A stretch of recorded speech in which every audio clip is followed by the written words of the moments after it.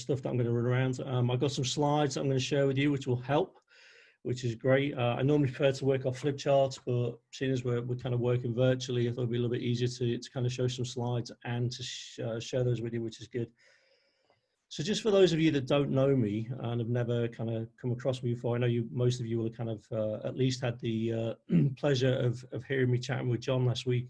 I spent 18 years in the pharmaceutical industry, pretty much on the sales side, did a bit of a stint in marketing, just to tick that box and get out of it, and then finished the last 5 years of what I call my corporate career as head of trading for a mid-sized pharma company. So we had about 600 people.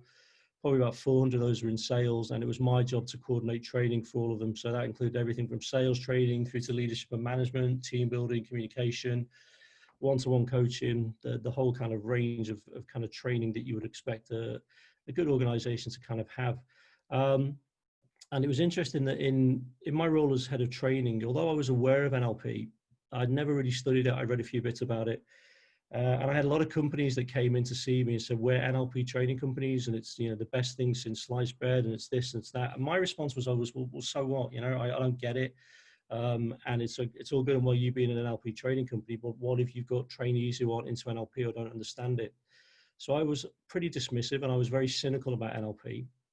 And then in 2008, when I set up my first company, I was then in the situation where I was going in to talk to heads of training, and ironically, a lot of them kept asking me, you know, if I was NLP qualified. And I was like, what the hell is it about this NLP? Everybody seems to be talking about it. And then whether you call it fate or synchronicity, a couple of things happened that allowed me to go and do my first NLP practitioner course.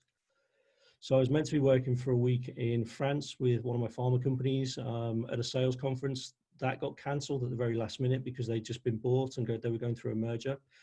Because it was a last minute cancellation, they still had to pay me my fees. So I had a week in my diary with pretty much nothing to do, a bit of money in my bank account. And I thought, well, I'll go off and I'll find out what all this NLP stuff is about that everybody keeps talking about.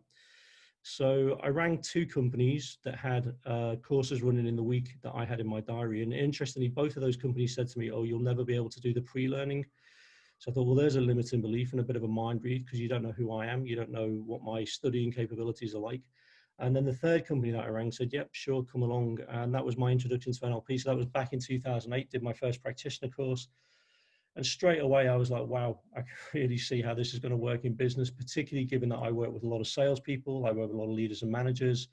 More recently, in the last few years, doing a lot of work with the NHS, with patients, with doctors, with nurses, with pharmacists, helping them to be better with their patients. So I could see lots of applications in terms of communication, in terms of leadership skills, certainly in terms of selling skills. And I was pretty much hooked on NLP from that point forward. Fast forward a few years, I thought it was about time to kind of sharpen up my skills. So I went and did a business practitioner course that was run by one of our own master practitioners. And that kind of really reignited all of my passion for NLP. So about 3 months later, so this is about 2015, 2016, went and did my master practitioner in London with Richard, with John, and with Kathleen. Following year, went and did my trainer training out in Orlando. And then not long after that, I was lucky enough to be invited into the mentorship program with Richard. So I had Richard as a mentor, one-to-one for a year. And I'm sure you can imagine what an incredible experience that was. So I've kind of learned straight from the man himself. So that was back in 2016, 2017. And since then, been running my own NLP courses, but also NLP underpins pretty much everything that I do with my corporate clients, whether it's sales, leadership, and management.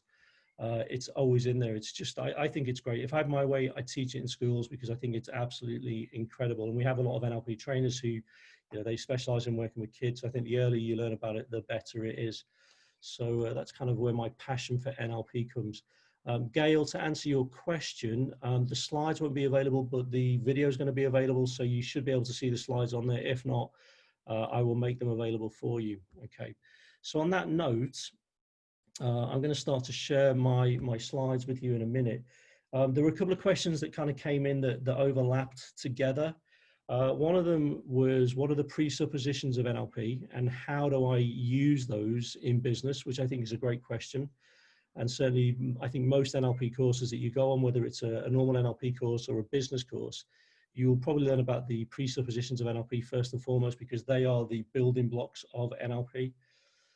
And the other question that came in that was quite consistent is, can NLP help me to improve my memory? So people were saying that they were forgetting things during sales calls, or they were forgetting things during presentations, or they were forgetting things during meetings. And the great news is that yes, NLP can massively help you to improve your memory. I work with a lot of people who say, oh, you know, I can't remember people's names. Well, first of all, that's a limiting belief.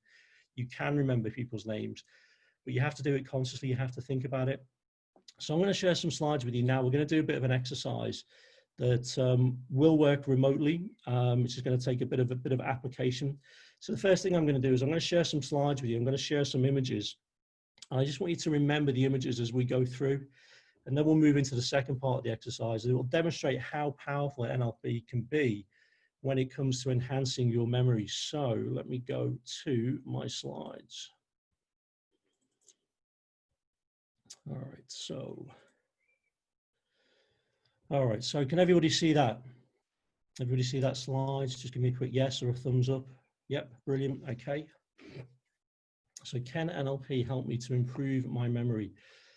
I'm just going to take you through some images and I just want you to remember them, and then we'll move on to the next part of the exercise. So the first image I want you to think about is a big pair of virtual reality goggles. Okay, so that's the first image. Just think about that picture in your own mind, a big pair of virtual reality goggles. The next image, I want you to imagine yourself, not the couple in this picture, but I want you to imagine yourself having a conversation with somebody that you know really well, that you think you understand and you think that they understand you, but for whatever reason, they're just not getting the message. So whatever you're saying to them just isn't getting through. They look confused and you look confused because they're just not getting your message. So that's the second image that I want you to think about. The third image, I want you to think about a brain. Just imagine there's a brain, and connected to the brain is a pair of eyes, a pair of ears, a pair of hands, a mouth and a nose, which if you know anything about NLP, you'll know that that's basically the 5 representational systems. So we've got sight, we've got sound, we've got touch, we've got taste, and we've got smell. So a brain with those 5 representational systems, eyes, ears, hands, a mouth and a nose connected to it. That's the third image. The fourth image that I want you to think about is the outline of a body, maybe like you would see in a police drama where somebody's been murdered and you get the chalk outline on the floor. But lying within that body is a toolbox. And in that toolbox is pretty much every tool that you would ever need to be able to do any job that you would want to do. So it's got pliers, it's got screwdrivers, it's got a saw, it's got a tape measure, it's got spanners in there. So there's a body or an outline of a body, and within that body is a toolbox.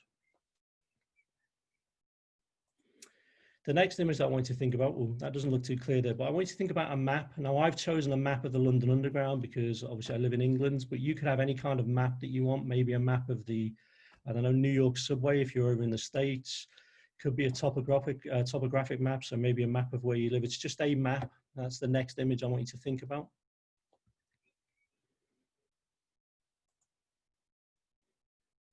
Oops.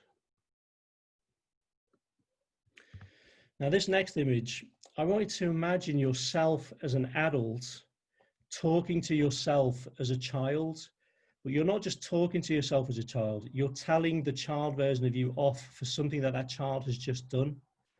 So there's you as an adult and you're telling off, you're castigating, you are giving a dressing down to the child version of yourself.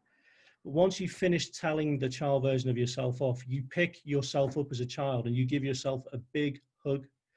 So adult version of you, telling the child version of you off, and you then pick that child version up of yourself and you give that child version of you a really big hug because obviously you love yourself as a child. Next image. Just a big tick sign, a big correct sign, a big that's right sign, just kind of like the big ticks that you used to get off your teachers and maybe your parents if they ever marked your homework. So just a nice big tick to say that's right, that's correct, that's the right answer, whatever it is. Okay. And then final image I want you to think about for now is a pair of really big speakers. And they're playing so loud, they're giving you feedback that is almost painful. It's hurting your ears to hear it. So a couple of really big speakers that are giving you feedback. Okay, so those are the images I want you to think about. And what we're going to do now is we're going to do an exercise called memory rooms. And this, I think, is one of the great applications of NLP when it comes to thinking about how you can remember stuff very, very easily.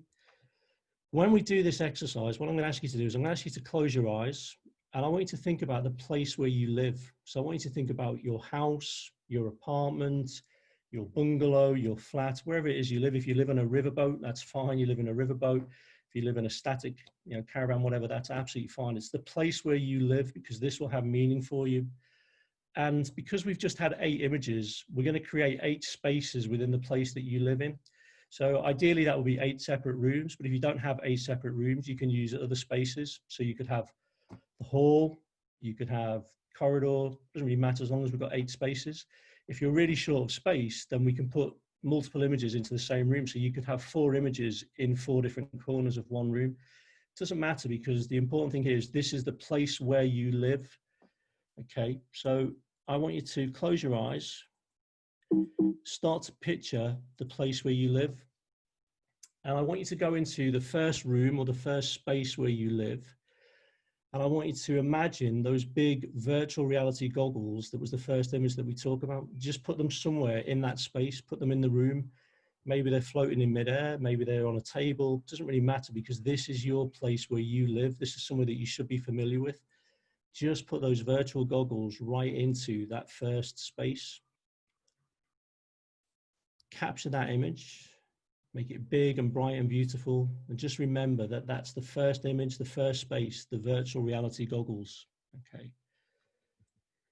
The next image, the second place, so the second room or the second space in your house, in your place where you live, is you having that conversation with somebody that you know really well, but they're just not getting the message. So they look confused and you look confused. Yeah. So that's the second image that I want you to think about.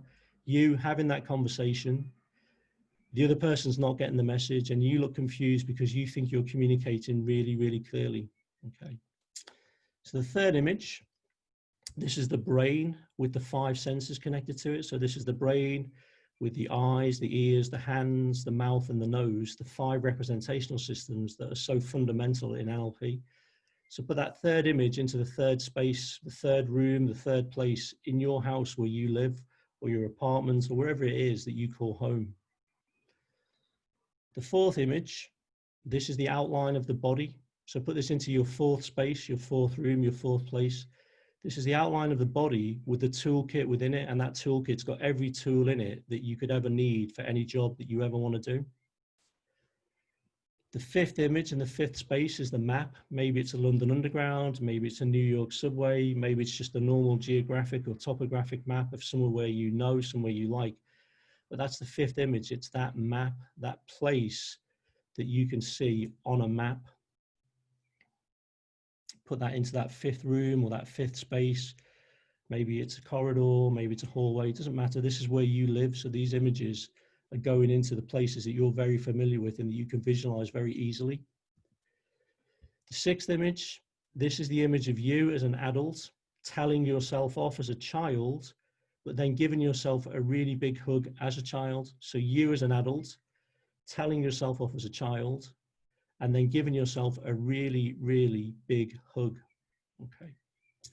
That's the 6th space, the 6th place in your house, your place of abode, wherever you live, wherever you call home. The 7th image is just the big tick, the big correct sign, the big that's right, the big that's okay, like the big ticks that you used to get off your teachers whenever you did your homework or whenever they marked your assignments in work. That really big tick in that kind of 7th space, that 7th room, that 7th place, wherever you live. And then the final, the 8th image, is those big, big speakers giving you feedback that's so loud, it's almost painful, it's almost unbearable. Okay, so let me just blank that, come out of that. So you can open your eyes now if you want to, ladies and gents. And this is where we'll find out if this has truly worked. Okay, so let me stop that now. Okay, so what I'm going to ask you to do is very quickly, see how fast you can type, and it doesn't matter. Okay, I'm going to ask you to recall what's in those different rooms without kind of thinking about it too much. So as quickly as you can, what was in room 1? Just type it in. Yep, goggles, glasses, brilliant. Okay. What was in room 2? Yep, conversation with yourself, but you don't understand what's being said. The other person doesn't understand it. Brilliant. Okay. What was in room 3? Yep, the brain with the 5 representational systems. Fantastic. Okay. What was in room 4? Yep, the body with the toolbox. Excellent. Well done. You guys are fantastic. What was in room 5? Yep, the map, whether it's London Underground or whatever map. Okay. What was in room 6? Yep, you telling yourself off as a child, but then giving yourself a really big hug because you love yourself as a child. Okay. Excellent. What was in room 7? Yeah, the great big tick, almost like a Nike sign, the swoosh to do it. Okay. And then what was in room 8? Yeah, the big speakers giving you loud and noisy feedback. Okay. So let's just try this on a more random basis. What was in room 4? Yeah, body with a toolbox. Okay. What was in room 8? Yeah, big speakers giving you feedback. What was in room 1? Yeah. What was in room 2? Yeah, brilliant. Okay, so you guys, you've got this. Okay, so this is just one of the beauties of NLP. When we start to create images that we can associate with memories, it really enhances our memory and our ability to recall stuff. And this is an exercise that we call memory rooms. So let me just tell you, or let me share with you my slides again. So let me just do this,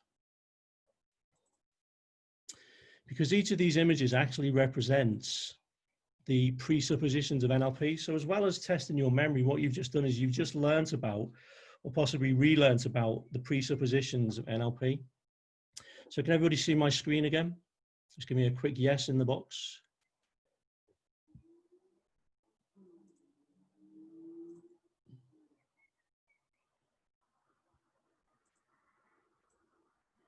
Yeah, okay, so I'm guessing you'll see that.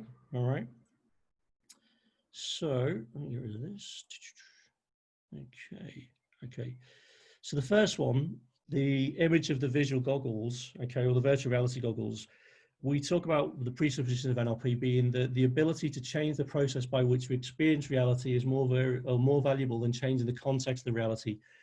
Now that sounds a little bit long-winded, but what it really means is that when we're working with other people, quite often their version of reality will be different to our version of reality. So the way that they experience life, the way that they experience day-to-day living is kind of different to ours. But as good NLP practitioners, and certainly within business, this really helps, because if we can understand how they experience reality, then we've got a far greater chance of being able to understand where they come from and how to communicate with them. Yeah. Now, if you've ever seen any of the webinars with any of the seminars with Dr. Bandler, or possibly you might have seen some of the videos on YouTube, you might have heard him talk about Andy, the schizophrenic. And Andy's he's a lovely schizophrenic. If you haven't seen the video, it's well worth checking out. I think you can still get it on YouTube. But Andy's he's a schizophrenic. He has a lot of challenges, and one of those particular challenges is that he imagines that he's being stalked by a character off TV. Now, it's an old video. It was back in the 1970s. And the character that Andy is being stalked by was one of the characters from Little House on the Prairie. I can't remember exactly which one it was, but you can imagine how disconcerting that would be if you felt like you were being stalked by a character off the TV. Now, typically a kind of response to that would be, okay, well, don't be crazy, don't be ridiculous, that's stupid, you don't get stalked by characters off the TV. But that's trying to get the other person to understand our version of reality.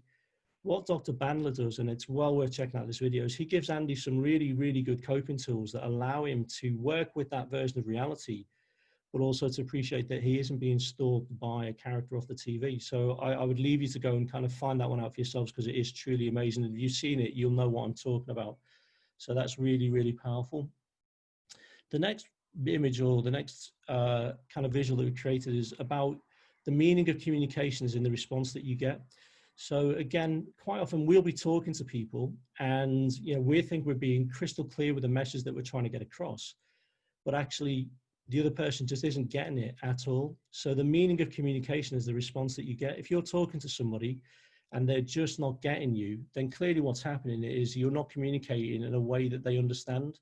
And that's really important. So a lot of the work that I do with salespeople, a lot of work that I do with leaders and managers, a lot of work that I do with healthcare professionals who are dealing with patients, it's very much about, are they actually talking the language of that particular person? Because if they're not, they need to change. And this, once again, is where representational systems become really important, because if you're a very visual person and you're talking in a very visual language, but you're dealing with somebody who's very auditory and they want to hear things in an auditory way, an auditory fashion, you need to change your language. And again, if you've heard or you've seen Kathleen at some of the seminars, she has a really great example where she talks about a husband who buys his wife flowers to show her how much he loves her. But the wife says, well, I don't want you to buy me flowers. I just want you to call me during the day and tell me how much you love me. So clearly he's very visual. He wants to show her how much he loves her. She's very auditory. She wants to hear how much he loves her. And this is brilliant, because when we get a good understanding of this, we can really start to change the way in which we communicate with people, because we can start to match their representational systems. We can start to talk their language. So that's really powerful. So the third image, this was the brain with the various kind of representational systems that we have. So sight, sound, touch, taste, and smell. Again, representational systems are so important within NLP for lots of different reasons. I've just touched on some of them. These kind of form the basis of our communication, but also the way in which we represent our own worlds internally inside our own brains are very much based upon our kind of our senses, our representational systems. So some of us will be very visual and we'll represent our world internally with pictures, with videos. Some of us will be very auditory, so it's all about the sounds that we hear. Some of us are very kinesthetic. That can be about internal feelings such as emotions. It can be about external feelings such as pain, heat, cold, and all the rest of it. Some of us, we can be olfactory and gustatory as well. So we make representations internally based upon what we smell and based upon what we taste. Again, if we understand this about people, then we can actually build rapport with them. We can relate to them far more easily, because we can start to match their representational systems of the world. The fourth image, the body with the toolbox, the resources an individual needs to affect changes are already within them. So a lot of NLP practitioners become life coaches, some of them become business coaches, some of them become therapists. And it's really important when we're working with people who want to affect change, because normally that's what people are trying to do. They want to get better at certain things, or they want to stop being anxious or stop being nervous. More often than not, they have the internal resources to do that. What we do as good NLP practitioners is we help them find those resources and tap into them. So that's what that image is all about. That's the fourth presupposition. The fifth one, the map is not the territory. This is one of my favorites. We're going to talk a little bit more about this later. We all experience the world differently. The world is what it is, but we experience it differently. So the territory, which is the world, we create a map internally of what that looks like. And our maps tend to be different, again, based on kind of our preferred representational systems. But none of us ever experience the world in exactly the same way. And this is really important, because when we're dealing with clients or customers or colleagues or managers or employees, it's really important that we understand their map of the world, because they may be working with us, they might be working right alongside us, but they're experiencing the world very, very differently.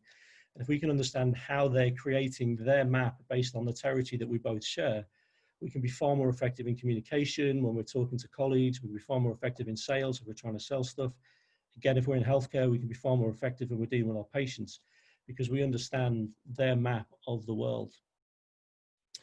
The next one, the positive worth of the individual is held in constant, while the value of the appropriateness of the internal or external behavior is questionable. So basically, people are usually pretty good at heart, but sometimes they behave in a way that's difficult to understand. So we don't understand the behavior. So sometimes the behavior might be bad or it might be questionable, but the person is still good. And so if you think about this, if you've got children you've ever had to tell them off, you're telling them off hopefully just because of the behavior. You're not telling them off because they're bad people.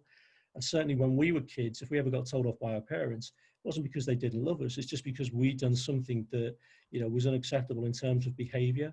So we always assume that the individual, is a good person. They have lots of positive intent, but sometimes the behavior we just don't understand. And so we need to question that behavior and try and understand it. The seventh image is the big tick. And hopefully this is a fairly easy one to understand. So there is positive intention motivating every behavior and a context in which every behavior has value. So again, we always assume that people do things for the right reason, even though we might not understand the actual behavior at the time within the context of which that behavior takes place. To give you an example, if I went and stood in the middle of my pub when they open and I was yelling at the top of my voice, obviously that might be a little bit annoying for a lot of people. So that behavior in that context is unacceptable. It's not great. But if I was working on a trawler out of sea and I was competing against loud waves and crashing noises, it would be absolutely appropriate that I was shouting at the top of my voice so that my fellow sailors or seamen or whatever could actually hear what I was saying. So same behavior, different context. In one context, it's appropriate, and in the context, maybe not so much. And again, if you know anything about NLP or you learn about NLP, we talk about reframing. So every behavior is appropriate within the right context. And the final one, the speakers, this is all about feedback. So there is no failure, there's only feedback. So even when we fail, we're not actually failing if we learn and we take the lesson from that particular failure. And trust me, in nearly 30 years of business, both working for myself and working for the people, I've failed so many times that I've probably lost count of it. And I've probably failed, more spectacularly in some cases than most people could ever hope to. But if you look for the lesson in that particular failure, then it's never actually a failure because you learn not to make that mistake again. And I always say that if you make the same mistake twice, then the second time around, it's not a mistake, it's a conscious choice or it's a subconscious choice. And that again is where NLP can be really, really powerful in helping people to understand that actually, yeah, you made a mistake once, but let's learn from it and let's move on. So how are we doing so far? Is that all making sense? Give me a yes, or Tom, you lost me when you started talking.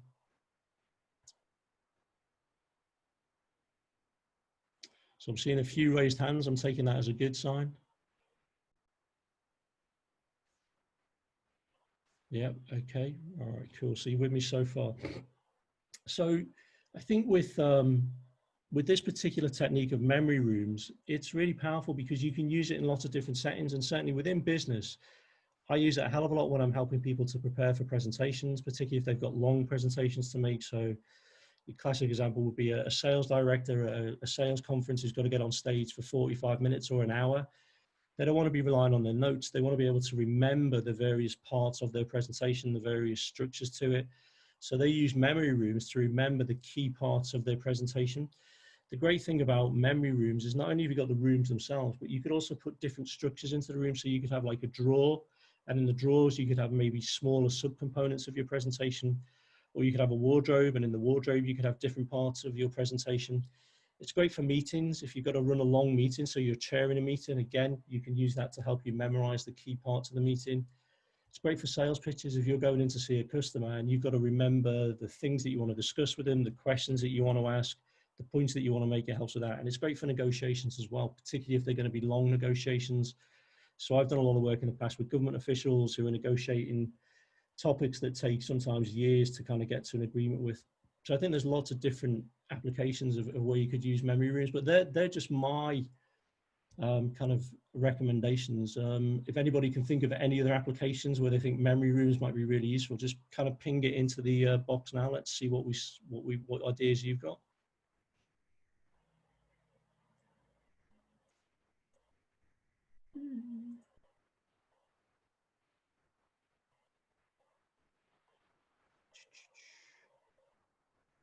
I'm not seeing anything coming up at the moment, guys. I'm just wondering if that's because I've changed the settings, but don't worry.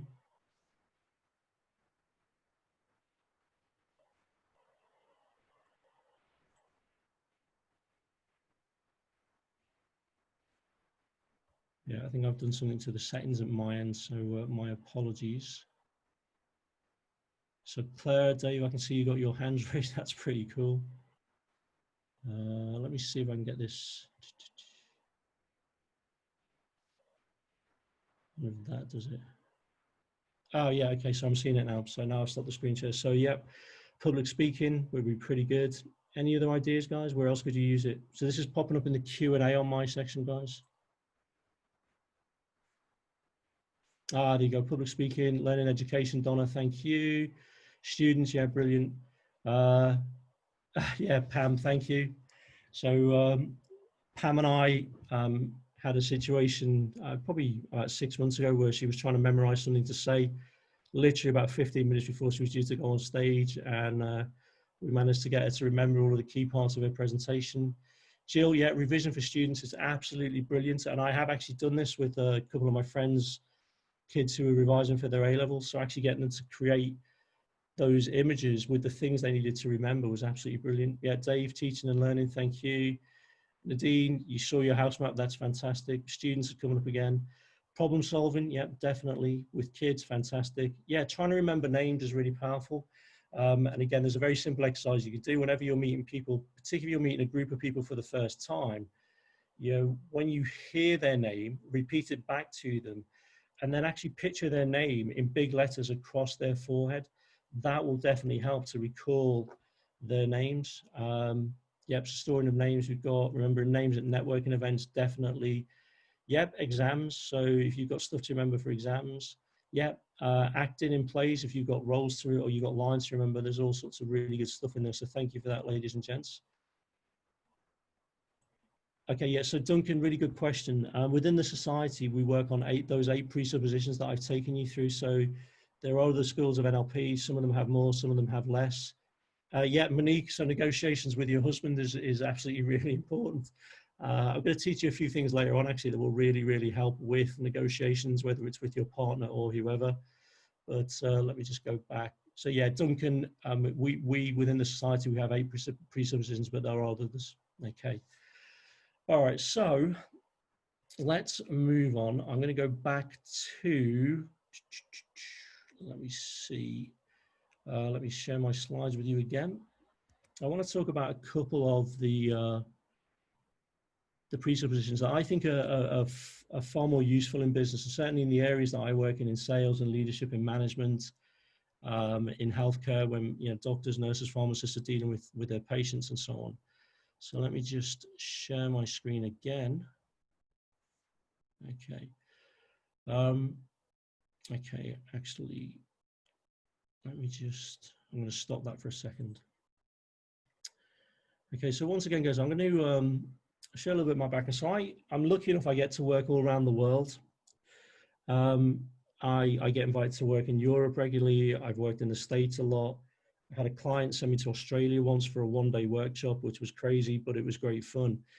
And as you may or may not be aware, you may have picked up from my leaf. That's great. If your 2-year-old daughter's agreeing, that's fantastic. Thank you. So I get to work all around the world, and I'm also from Liverpool. You might have picked that up from my accent. You might know me. You know that I'm from Liverpool, and I'm really proud of everything to do with Liverpool. I love my city. I love my background. I've moved away from Liverpool many, many times. I've lived in London twice. I lived in the Northeast for 4 years. I lived in Cyprus for a year. But I always come back to Liverpool. So I think my heart is trying to tell me something. And everywhere I go, I tell people about Liverpool. I'm really, really passionate about the city. I'm passionate about our culture. I'm passionate about our heritage. And of course, Liverpool's a great city because it's famous for many things. So if I was to ask you what it's famous for, again, just put your answers in the text box. What's Liverpool famous for? Yep. Okay. So straight away we've got the Beatles. Absolutely. Now, not many people know this, but not only do we have the Beatles, but apparently, according to the Guinness Book of Records, Liverpool is the city on the planet that has produced more #1 songs, artists, bands, and so on and so forth than any other city in the world. So we have a very, very musical heritage. Several of you have mentioned the football. Absolutely. I'm a huge Liverpool fan. So hopefully within the next few weeks, once the footy gets going again, we will be claiming our 19th title. So we'll be champions of England, as well as champions of Europe until the next League Cup final takes place. And of course, I should mention the other team that we have in Liverpool, because we are lucky enough to have 2 teams. So of course, we have Liverpool Reserves, and we have Tranmere, just over the water. I think there's another. Oh, it's Everton, isn't it? Yeah. So we have 2 Premiership teams, which is great, because outside of London there aren't that many cities that have 2 Premiership teams. A few of you mentioned Cilla Black. Yep. Okay. Yeah. What else am I seeing? Reebok trainers, Duncan, that maybe. Yeah, Brookside too. So Brookie back in the day. which was great. Len Dodd, I think that's meant to be Ken Dodd, but yeah, Ken Dodd is brilliant. Okay.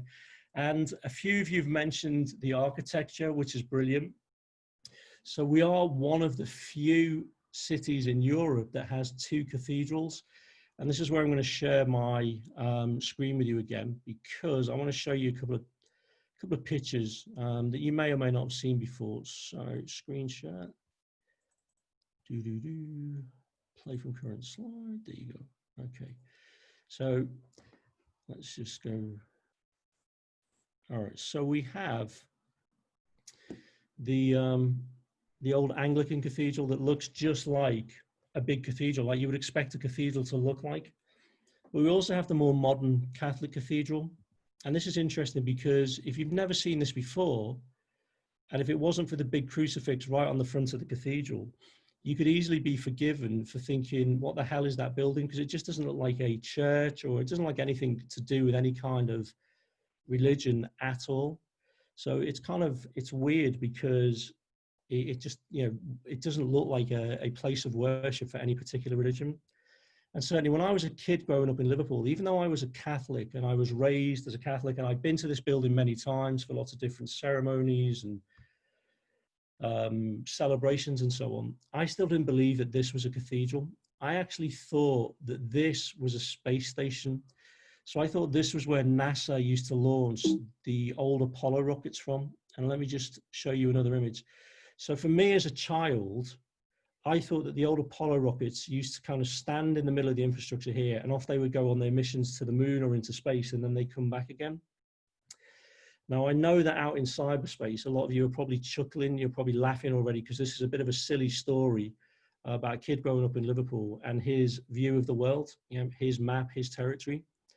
But this did actually cause my parents quite a few problems.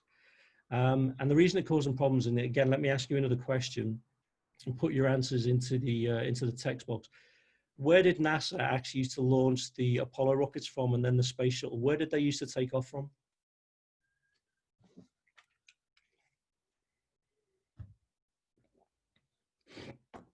Okay, yep, so I'm seeing that. Okay, so yeah, a few of you have put quite rightly Cape Canaveral. So another question, whereabouts in the world is Cape Canaveral?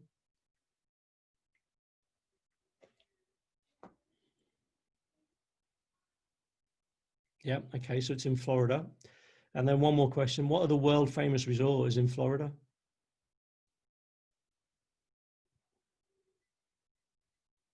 Yeah, absolutely. So Disney World. So for me as a child, when I was growing up, if this was Cape Canaveral and this was right in the middle of Liverpool, then Disney World was just on the other side of the city. So it was an hour's drive, it was a train ride away. And I was forever nagging my parents to take me to Disney World because I thought it was just a taxi ride or a train ride, to the other side of the city.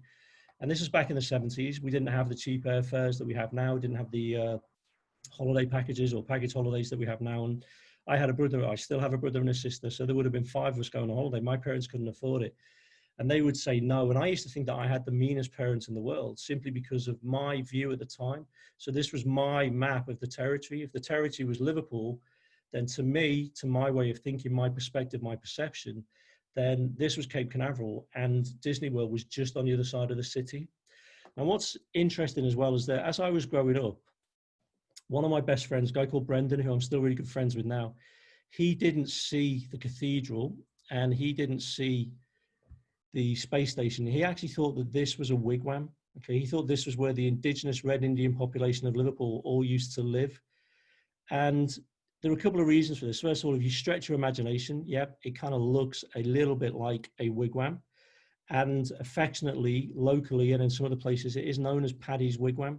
So it was built by an Irish labour force, hence the Paddy's tag. And ironically, it is right next to the Irish Centre in Liverpool. So on St. Patrick's Day, there are lots of drunken Irish people all gathered around the steps of the cathedral, all having a really good time, all pretending to be Irish, because of course that's what we all do on St. Patrick's Day. So let me just stop the screen share now with you. Okay, so this for me is a kind of a great example of the map not being the territory. I was seeing the space station. Brendan, my best friend, was seeing the wigwam, and obviously our parents used to see the cathedral. So we all look at things differently, and yet we interpret them, or rather we look at the same thing. We look at the cathedral, we look at whatever the situation is or the event is, but we interpret it very differently because we take that in and we process it through our representational systems. We create pictures, we create images, we have sounds, we create feelings, maybe there's smells, maybe there's taste. We all interpret the world slightly differently. And I think that in business, one of the most important things you can ever do is understand how the other person sees the world, whether that's a customer or a client, whether it's a colleague, whether it's a manager, whether it's an employee, if it's a patient, if you're in healthcare. Understanding their map of the world is so, so important. And I think that one of the key things is to kind of take that backward step and go, okay, how does this person see the world? And I think one of the most important things we can do in business is we need to take the time and we need to take the effort to try and understand how that person sees the world. To me are a couple of obvious ways of doing that. So, the easiest way would be to ask them, to get to know them, to understand their motivators, their demotivators, understand their language patterns. Are they visual? Are they auditory? Are they kinesthetic? All of this will come across if you really take the time and you pay attention to what they're saying. If it's a customer that you're going in to see for the first time that you don't know, you can always email them or ring them and say, hey, this is what I'd like to talk to you about, what's important to you. So you really understand their map of the world. You understand what's important to them. You understand their challenges, their problems, their aspirations, their goals. All of that puts you in a much better position to be able to communicate and ultimately achieve win-win outcomes for both yourself and that other person. So that I think is kind of really, really important. And that's just one of the presuppositions and how I tend to use it in business when I'm working with salespeople, or I'm working with leaders and managers, or I'm working with people in healthcare. There's probably other applications as well that we kind of think about. So let me just flick over onto this one. Okay, so let me just come back to this. Where we gone? Any questions on that so far? Because there's two more presuppositions that I want to look at before we move on to the next bit. Is that making sense? Can we all see how important it is to understand the other person's map of the world? Just give me a hands up or a yes or a Tom, you lost me as soon as you started talking. Brilliant. Okay, cool. All right, wonderful. Okay, so the next one I want to talk about, let me share my screen with you again. Again, is one of my favorite presuppositions to use in business. Is this one. It's the fact that the meaning of communication is in the response that you get. So this, again, for me, has lots of applications and lots of great stuff that we can learn from NLP. So if you've studied NLP, you've been on a practitioner course, a master practitioner, I know we've got some trainers out there as well, you'll know that whenever we communicate, it's really about what the other person is hearing rather than what we're saying. And so when we consider some of the basic things of NLP, such as representational systems, we should know enough to be able to flex our communication style. So if we're dealing with a very visual person, we probably need to talk, or we should talk in a visual language. If we're dealing with somebody's auditory, we should be talking in an auditory language. And I've seen some great examples and some really bad examples of this when I've worked, particularly with salespeople. So they will go in and see customers and I'll be sitting alongside them. And I remember many years ago, I went on a field visit with a sales guy. He was really, really experienced. And he said to me, I've got 20 years of experience. And whenever I hear that kind of expression, the first thing I think is, okay, have you got 20 years experience? Or have you got 1 year's experience 20 times? Because you've never progressed beyond that first year, then you're not really in much of a different place to where you were 20 years ago. And it was interesting because when I met him in the morning, the first thing he said was, oh, Tom, I've heard really good things about you. I can't wait to hear your ideas and I can't wait to hear the advice that you're going to give me. And I'm really looking forward to hearing your feedback at the end of the day. So clearly it was somebody who's very kind of auditory in terms of their preferred rep systems. And we'd done several calls and he was doing okay. He was kind of getting on fine. He was kind of, getting his languages or getting his customers on board with his language. But the last call we made on that particular day was a really, really important call with a consultant. And ironically, it was an optometrist, so it was a consultant eye doctor. And he went in and he kind of introduced himself. He got talking to this customer. And this customer said very clear, I remember this, he said, oh yeah, he said, I can't wait to see the new clinical data that you've got. And I want to see how that will impact on my patients and see what kind of results we've got.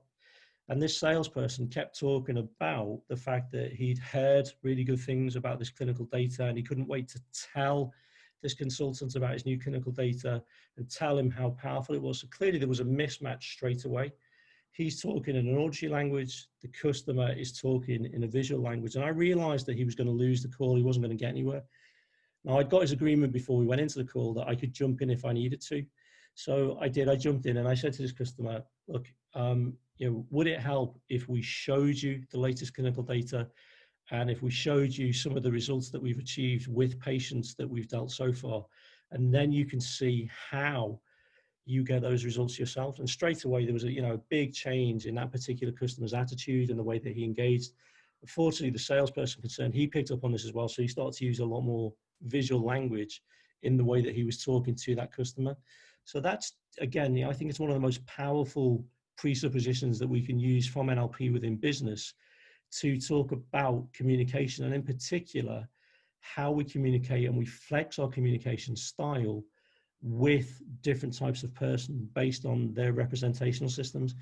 And what we do, certainly on my business practitioner course, is we also introduce you to a new model of communication that looks at the way we all differ in our communication, not only in terms of the words that we use, but also in terms of our tonality, our body language, our facial expressions. Because when we get that whole picture and we can mirror, and we can match the body language, the tonality, the kind of words that somebody's using, we got a far greater chance of actually building rapport with them, and then they'll be able to pace and lead and take them to where we need to get to. So that's just another application, or one of the presuppositions. Final one I'll talk about, because again, I think this is one of the really most powerful ones, is there's no failure, there's only feedback. So even when you make mistakes, if you learn from them and you're willing to learn the lesson that that particular feedback is giving you, that is absolutely huge. There are other applications of this as well, particularly when you're thinking about communication in the workplace. If somebody gives you feedback that they don't like the way that you work, or they prefer you to communicate in a different way, that feedback is a gift, and that person's taking a risk to give you that feedback, because they could upset you, they could alienate you, but they've actually taken the time out to give you that feedback. And how you respond to that feedback is really, really important. I think it's absolutely huge. So this again is one of my favorite presuppositions. And when we think about how we use this in business, yes, we're going to make mistakes. Sometimes we're going to make huge mistakes, but as long as they don't kill us, then we should be able to learn from it and move on and avoid making those mistakes again.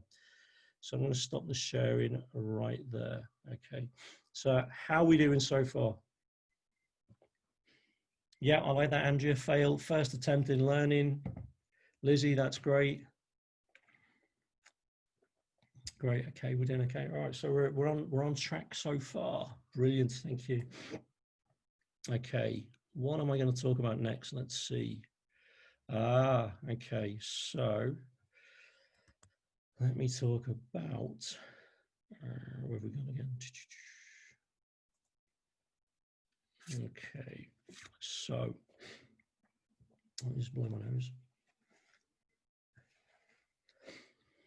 So I remember back in 2008, after I'd done my first practitioner course, and I was full of the joys of NLP, and I was doing some strategic planning with a sales team, and it was an engineering company. And I went in and I was like, right, guys, today we're going to talk about timelines and anchoring. And straight away, I could see the blinkers going down. I could see the shutters going down. These are quite hard salespeople. They're engineers. They're not really into, well, they said to me, Tom, what is all this touchy-feely crap that you're trying to teach us? And I was like, yeah, there's a learning point from me. So I failed in my first attempt at communication, and I had to rethink that. So the next time I did this particular exercise, in which is basically about timelines and anchoring, I didn't call it timelines and anchoring. I called it strategic visualization.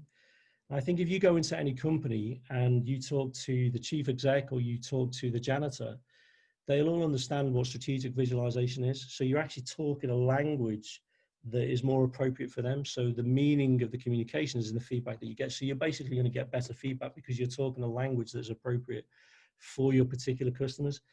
And what I'm going to do now is I'm going to take you through a few ideas. If you know what anchoring is, that's brilliant. If you know what timelines are, that's brilliant. But if not, don't worry, I'm going to talk you through it. Now, this is something that I've done with sales teams. It's something I've done with individuals. it works on lots of different levels. And in business, it's really, really powerful because we talk about this all the time.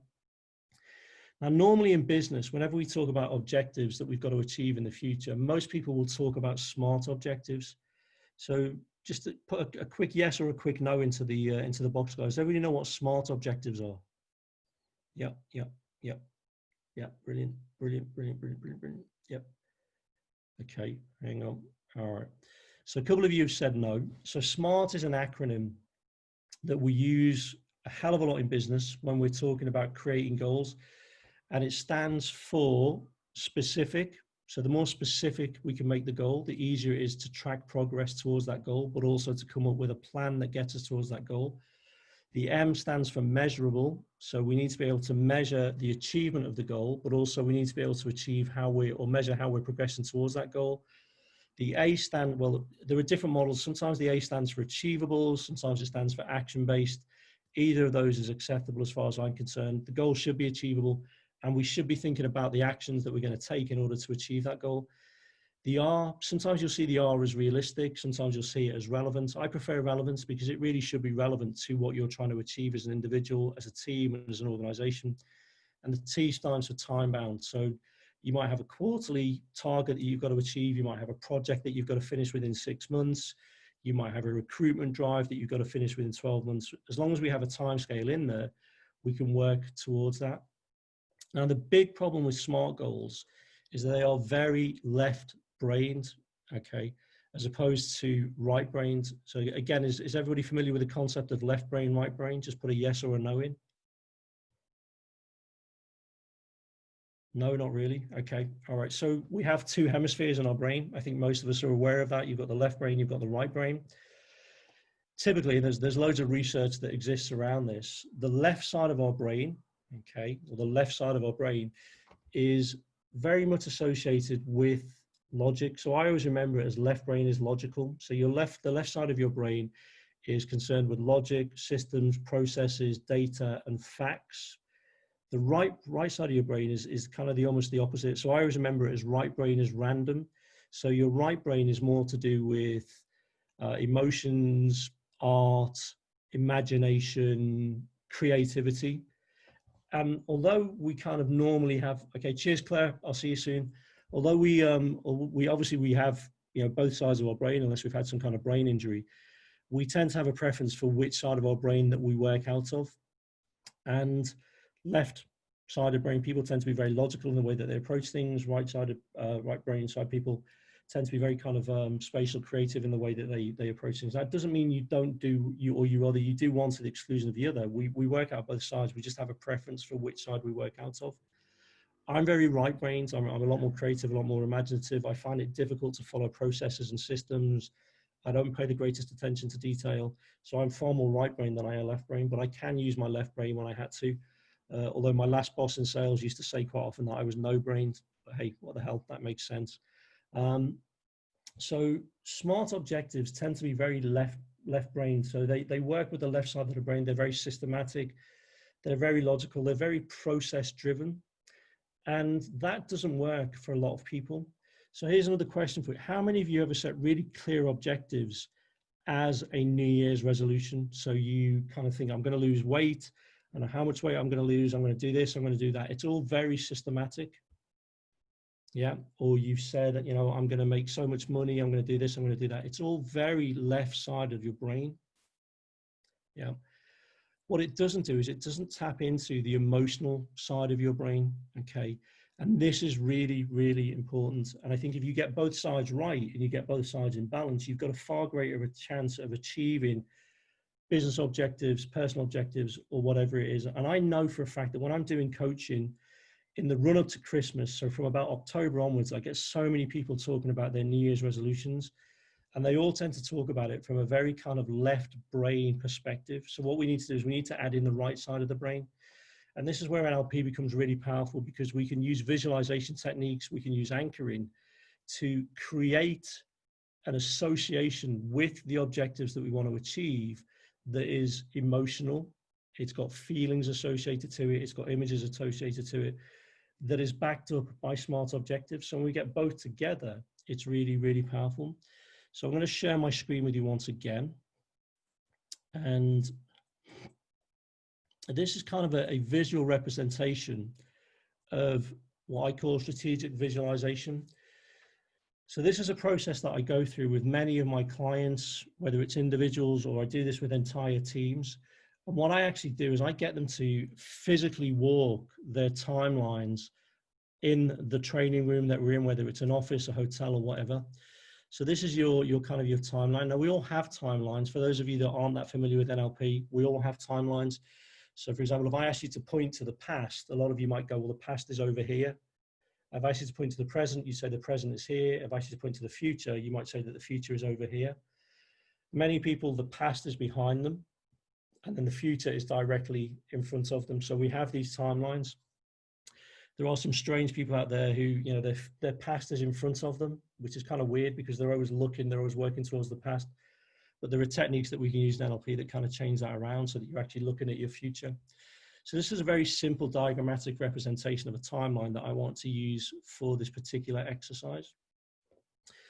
And what I do when I'm working with individuals, I'm working with teams in business, is I get them to think about the things that they want to achieve and the things that they need to achieve in, let's say, for 12 months, okay?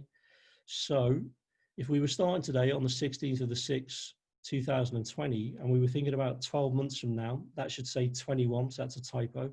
So 12 months from now, 16th of the 6th in 2021, what do we need to achieve? Then we can start to imagine that, we can start to visualize it, and we can start to create some really powerful anchors that our subconscious will work towards in order to help us achieve that goal or those goals, whatever they are. And these could be business goals, they could be personal goals. It doesn't matter whether you're self-employed or whether you work for an organization. All of these things are really, really powerful when we start to use them as techniques. So again, we're going to try something now. And I've never done this online before, so it'll be interesting to see how this works. But what I want you to do, wherever you are, I just want you to get nice and comfortable. Feet on the floor. I want you to close your eyes, take some deep breaths in, just get nice and relaxed. Obviously, don't do this if you're driving, but if you're driving right now, what are you doing looking at a computer screen? And certainly if you're flying right now, then well done. You've obviously got a really strong Wi-Fi connection, but just make sure that it's safe to do this wherever you're doing it. So I just want you to close your eyes. And I want you to imagine your timeline stretching out in front of you up to that point, 12 months from now. So it's the 16th of June, 2021. And as you relax more deeply and you see that date in the future, I want you to actually imagine the date is floating there in space. So you can actually see the numbers. You can see the 16/06/21. Or if you're American or somewhere else in the world, you can see the 06/16/21. Just picture that date. And I want you to imagine that you're now floating up and you're floating along your timeline towards that date.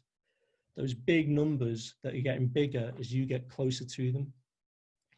And just notice as you get closer to them, they get bigger, they get brighter, they become sharper, until eventually you're hovering right over that date, 12 months in the future from now. And you can see that date. It's clear, it's sharp. Those numbers are really big right in front of you. It's like looking at a life-size calendar. And I just want you to imagine that you're dropping down now onto the end of that timeline and you can see the date in front of you. But now I want you to put yourself in the image so you can actually see yourself on that date. Maybe the date's below you, maybe it's floating above you, maybe it's next to you. It doesn't matter as long as you can see yourself and you can see the date in the image.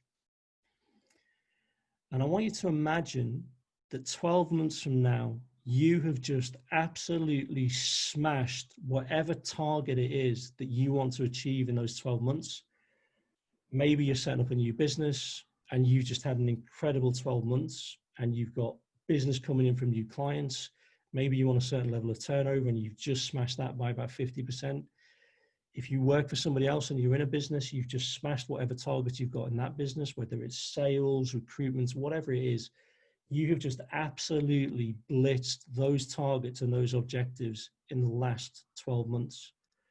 So on the 21st of June, okay, so on the 16th of June, 2021, you are so far ahead of the game. It's incredible. And as you see yourself standing there, I want you to notice how you look, because having just smashed all of those targets, you should look incredibly proud of yourself. You should look happy. You should look successful. You should look confident. You should be pumped up and full of yourself because you've just absolutely blitzed those targets, whatever they may be, for you in your business, whatever it is that you do. Notice how you look. Notice how proud you're standing. Notice how puffed up your chest is. Notice how happy you feel. Notice how confident you look. Notice how proud you are. And as you notice how you look, I also want you to notice how you feel. You've just completely blitzed all of those targets, whatever they may be.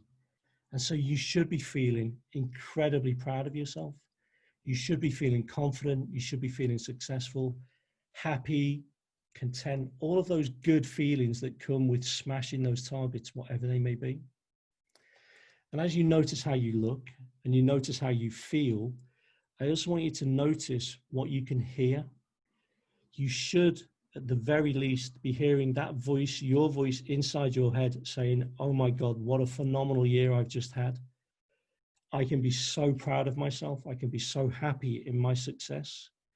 And maybe there are people around you and you can hear their voices and you can hear them telling you that you are incredible. You've just had an amazing year. Maybe it's your boss, maybe it's your partner if you're self-employed. There are just other people around you telling you what an incredible year you just had because you just smashed all of those targets. And maybe you're celebrating, so you might be able to taste and smell some champagne because you've just popped open a favorite bottle of your favorite bubbly. Maybe you've gone for a meal at your favorite restaurant to celebrate the incredible year that you've just had. And I want you to take all of those sights, all of those sounds, all of those feelings, all those smells, all of those smells, all of those tastes, and I want you to make them sharper, more vivid, louder, brighter, more intense. Just keep turning them up and turning them up and turning them up until you feel like they're as strong and as bright and as vivid as they're ever going to be. And if you know how to anchor, you'll know how to do this. If you don't know how to anchor, what I want you to do is when you feel like you've got all of those sounds, all of those images, all of those feelings, all those smells, all those tastes, as strong as they can possibly be, I just want you to give your thumb a squeeze. Squeeze the thumb of your non-dominant hand. So if you're right-handed, squeeze your left thumb. If you're left-handed, squeeze your right thumb. But don't do that until you've made all of those sights, all those sounds, all those feelings, all those smells, all of those tastes as intense as they possibly can be. When you've done that, just give it a squeeze.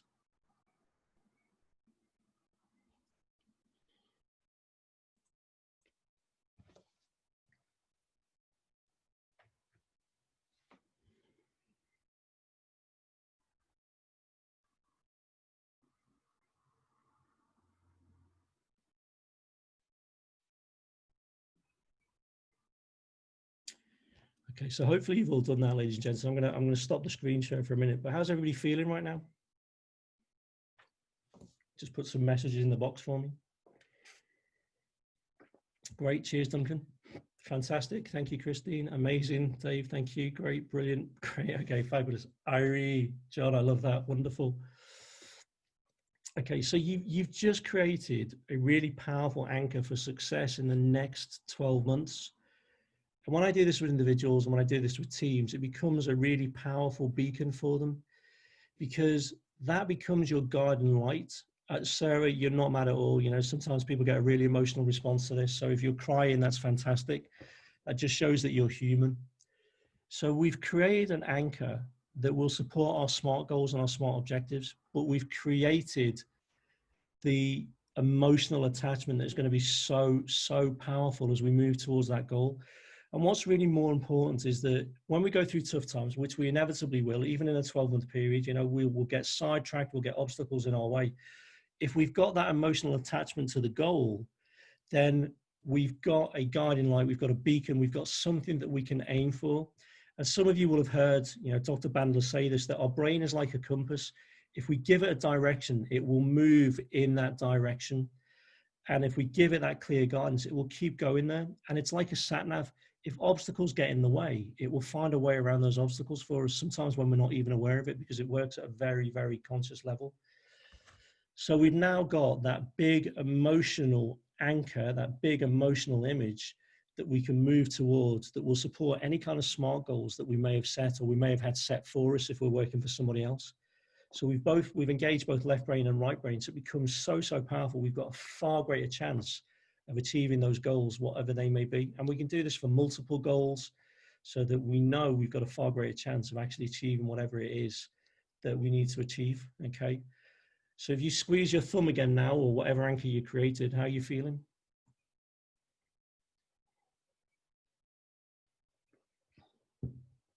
Give me some comments, ladies and gents.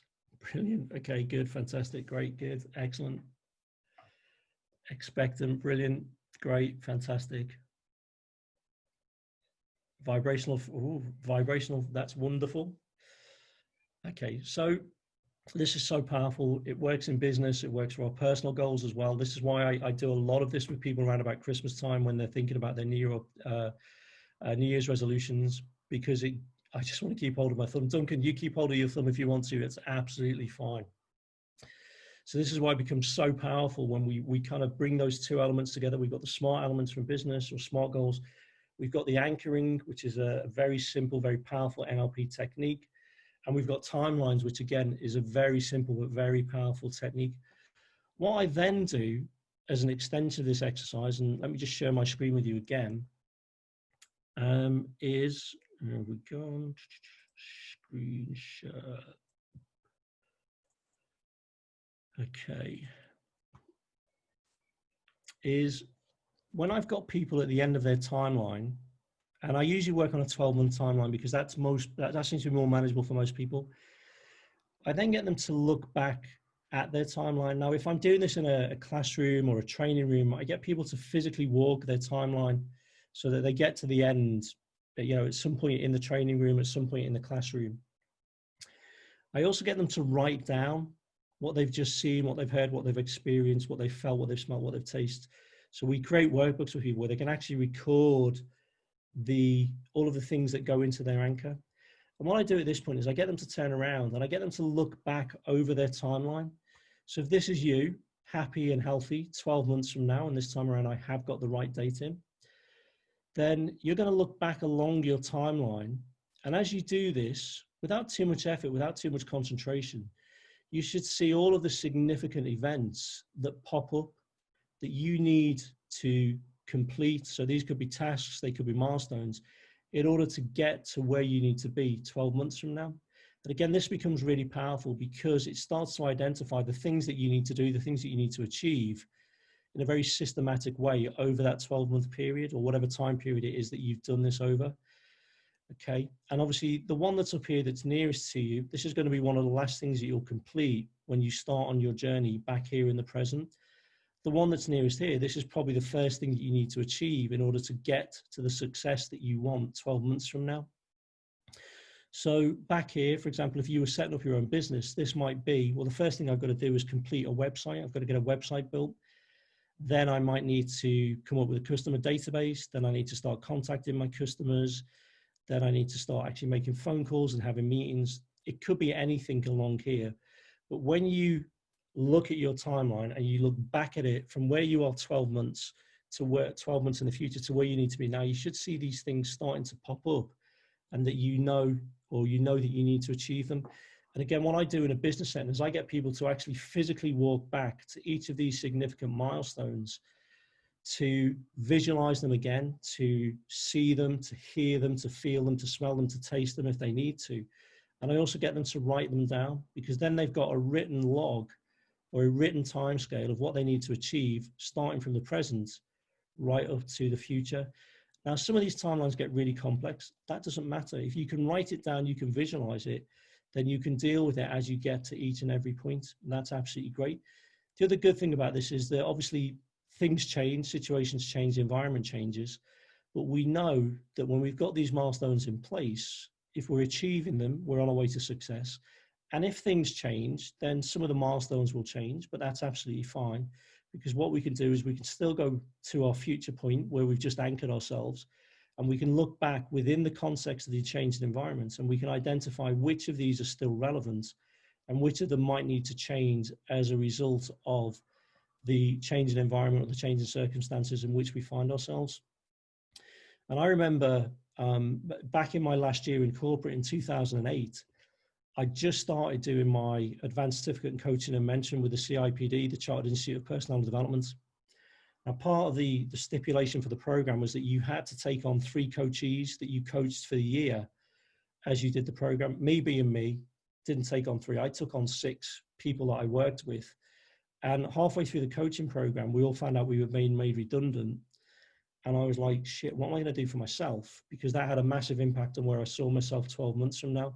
But it also had a huge impact on obviously what they were trying to achieve as my coachees. But we were able to go through this kind of process and work through what it was we needed to do and how we were going to do it and which milestones were still relevant. A lot of them weren't, because suddenly this endpoint had changed.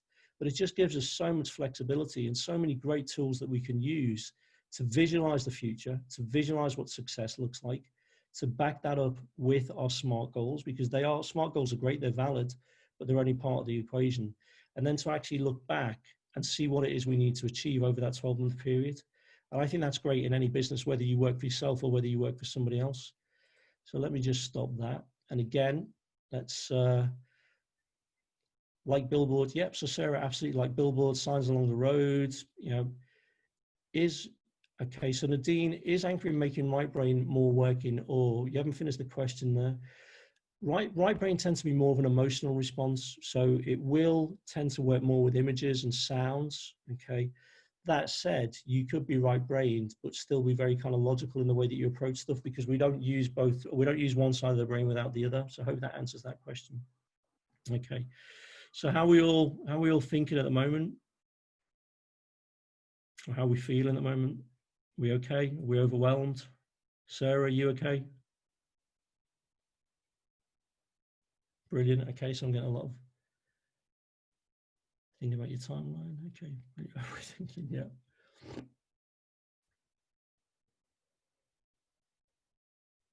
Okay.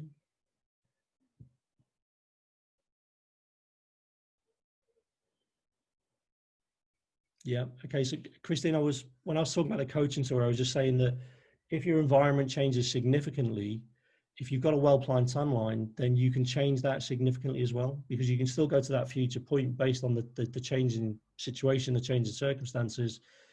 If that goal is still achievable and that's what you want to go for, that's great. If not, you can create another goal that you can anchor. So you can create all the positive images, sounds, feelings, smells, and tastes. Back that up with your SMART goals, and it just gives you that flexibility. Okay, so let me just go back. So Mocha, you were saying, do you have the timeline for yourself or get someone to facilitate it for you? I think once you have a basic understanding of NLP, you can create your own timelines, because once you understand the kind of techniques that are involved with it, certainly in this context for business, you can start to learn to do it yourself. And obviously, if you become a practitioner or a business practitioner or a master practitioner, you become a lot more adept at working with timelines for yourself or for other people. Okay, so Vaktang, when you said how do we use the encore afterwards, are you talking about when we look back in time? Is that what you're talking about?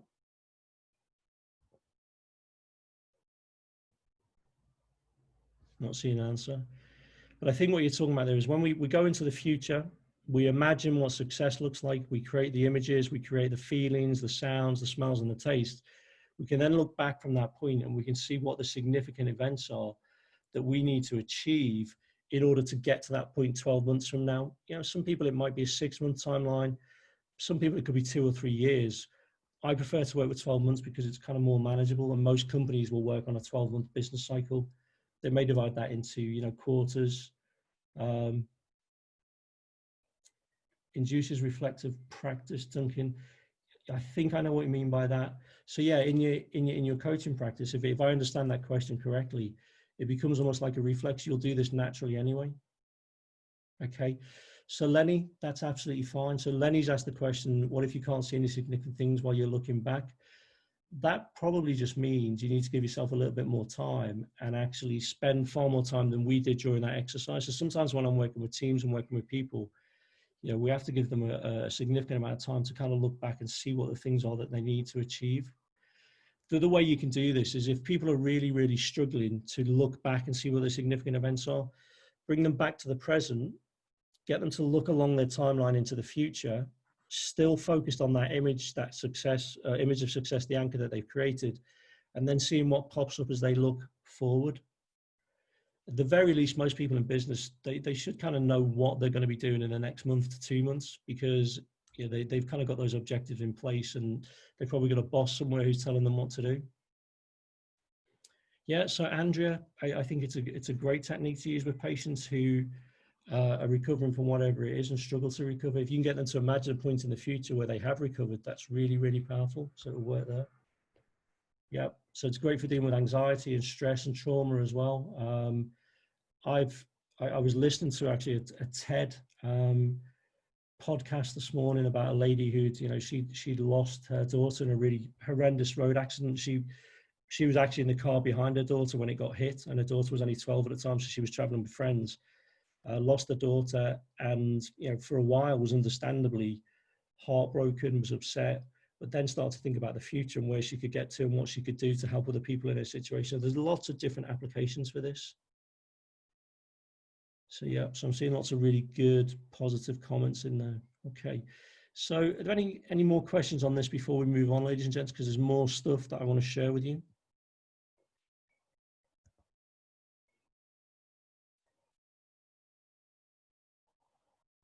Yep, go for it. So then, Bernard, go for it. So I can see yes one, but no. Yeah, definitely. I mean, okay, so if you're really struggling to imagine the picture for the next year, that tends to suggest you're not very clear on what it is you want to achieve. So you might need to go back a step and create the SMART goals first of all, and then start to create the images that go around that. Some people, they do struggle to create images. They're almost what we call aphantasmagoric, so they don't have great imaginations. But there's always something in there that you can relate to, or more importantly, get them to relate to. Yeah. Okay. So I'm seeing a question that says, but how do you deal with people who've got negative feelings? So my first response to that is, if you're thinking about something you want to achieve in the future, why would you have negative feelings? You might have a bit of apprehension. You might be a little bit nervous. You might be wondering about whether or not you can achieve it. And that's perfectly natural. But I think if you're creating stuff that, is kind of realistic, so we're going back to the SMART bit, and it's achievable, you can just go for it. And then again, there are lots of other techniques that we can use to deal with nerves, to deal with anxiety. But unfortunately, we can't cover them here in a kind of a 2-hour webinar. So drop me a line and I can send you some stuff on that. Can we put in end of year metaphoric images? Yeah, absolutely. Why not? Whatever images work for you, whatever sounds, whatever feelings, put them all in there. Yeah. Andrea, so imagine your ideal future self. What do you want to be? What do you want to do? And what do you want to have? And then more importantly, what do you have to do to get there? These are all really, really good questions. Okay. So if it's okay, ladies and gents, I'm going to move on because this was another common question. Let me just share my screen with you again.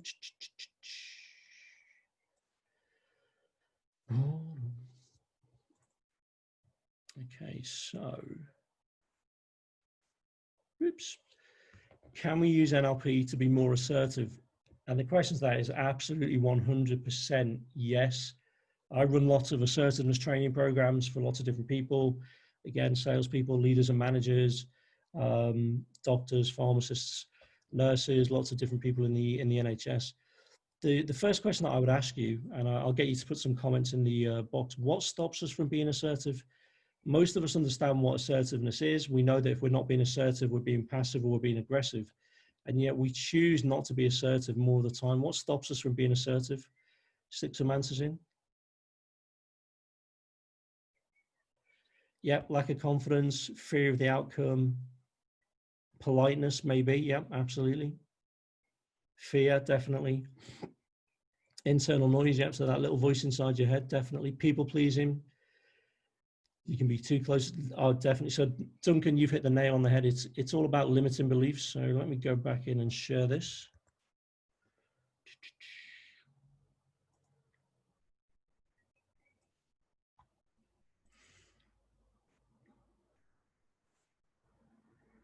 Okay.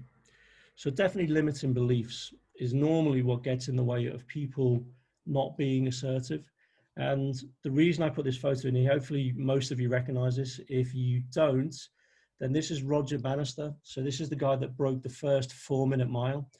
I believe it or not, you may not know his background. He was actually a doctor. He was studying to be a doctor at the time. And there were other doctors, there were so-called sports experts that said if a human being ever ran that fast, they would probably implode, or their legs would fall off, or their knees would explode. But he didn't believe that. And he kept practicing, he kept training until eventually he broke the 4-minute mile record.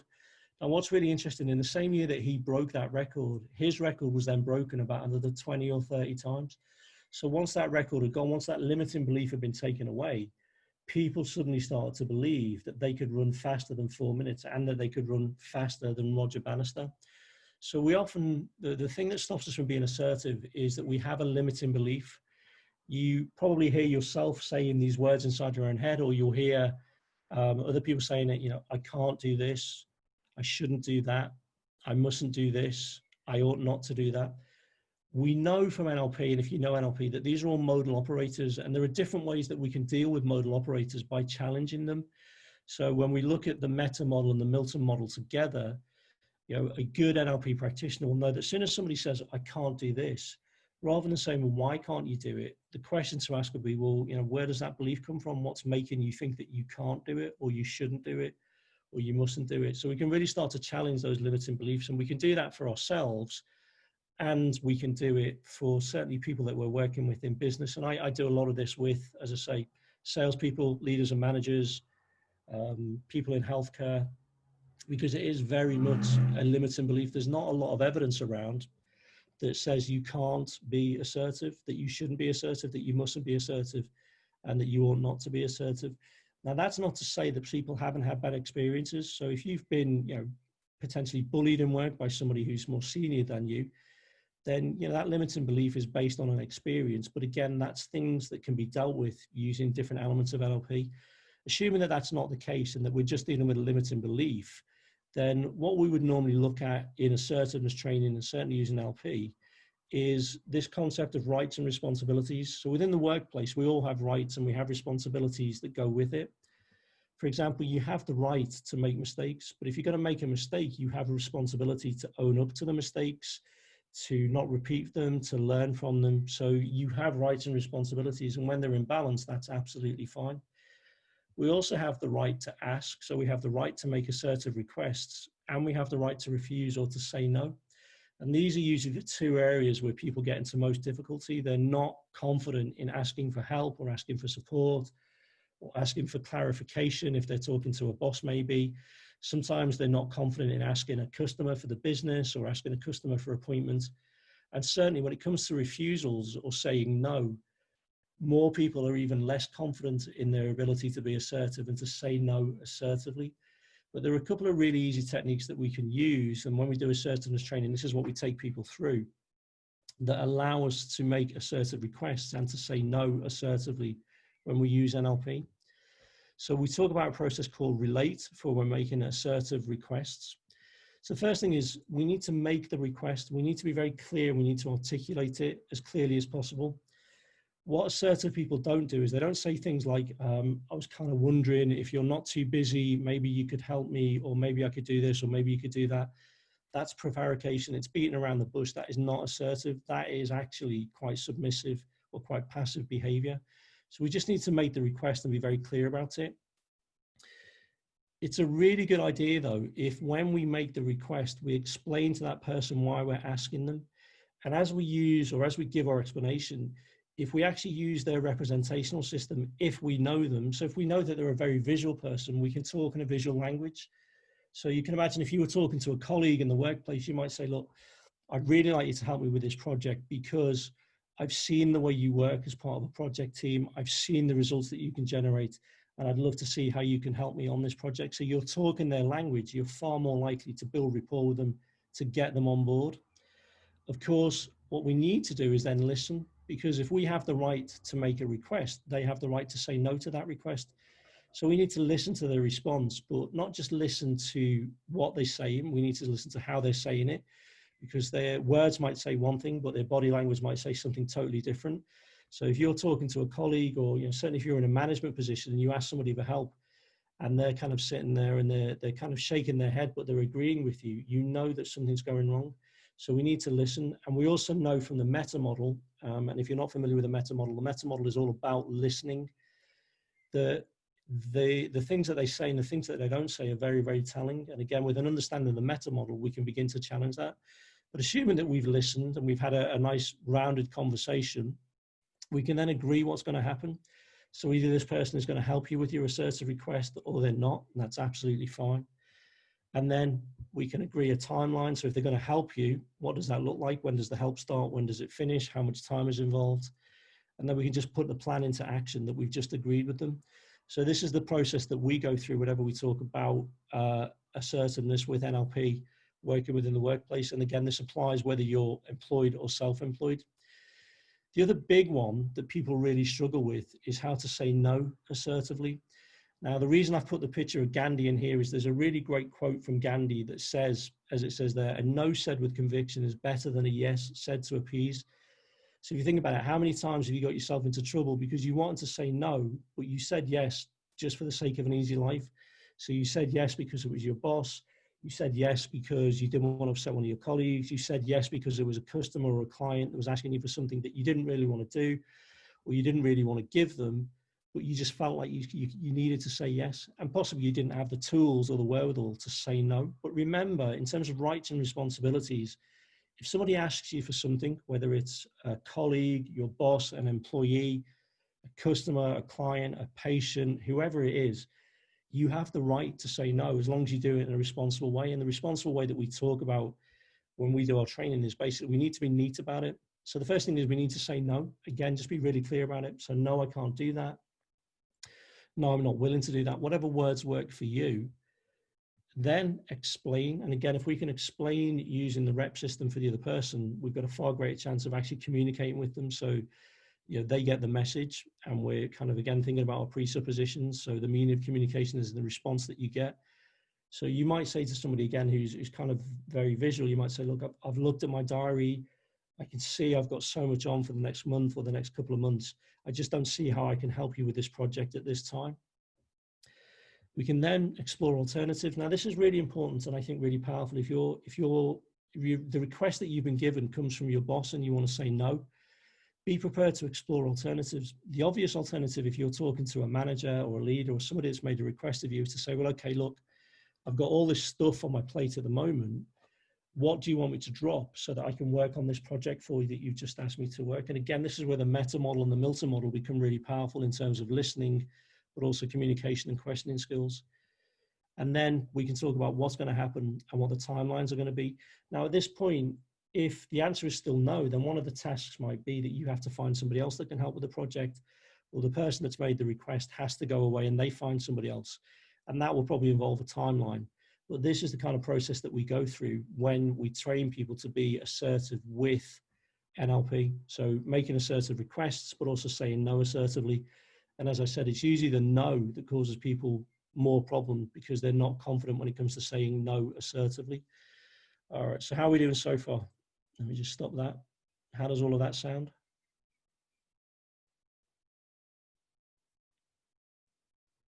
Very good, very good, very good. I'm just there's a question, really interesting question that's just popped up. So Tanya's asked, I'm wondering where the rights that you refer to come from. In schools, refer to rights of the child. Yeah, these are kind of based on the UN Bill of Rights, Tanya, but there's also kind of more work that's gone on around the world of business. So they're generally accepted as being the rights and responsibilities that we have in work. I'm not sure they're written down in stone everywhere, anywhere. But when we do this as an exercise, when we do this as a training program, we ask people to think about the rights and responsibilities they have in work. So things like, I have the right to a safe workplace. Obviously, I have a responsibility to keep it safe. I have the right to get paid, but I have a responsibility to make sure that I put the effort in that gives me the salary that I think I'm due. I have the right to holidays, but I have a responsibility to earn holidays and to observe the holiday booking process. That's kind of where it comes from. So hopefully that makes sense. How are we doing? Good, good, good, good, good, good, good, great. Sounds good, good, good, good, great. Thank you. Okay, brilliant. Wonderful. Excellent. Okay, so I think we're all on track so far. Yeah, you and Bill and Mate, yeah, makes sense. Thanks, Tanya. Yeah, you do understand it more than you realize. So with a lot of this stuff, guys, ladies and gents, you are unconsciously competent. You do this without thinking about it. But then you go on a training course with somebody like me, and I make you consciously incompetent because I get you to think about stuff that you don't normally think about. And because we're thinking about it, it becomes a little bit awkward, a little bit difficult, because you're suddenly thinking about a process that you've done naturally for many, many years, and that's just natural. And if you're learning, excuse me, if you're learning new stuff, then it makes sense that, yep, you are going to be doing stuff that you're not familiar with. So you are unconsciously competent. But the more you do it, the sooner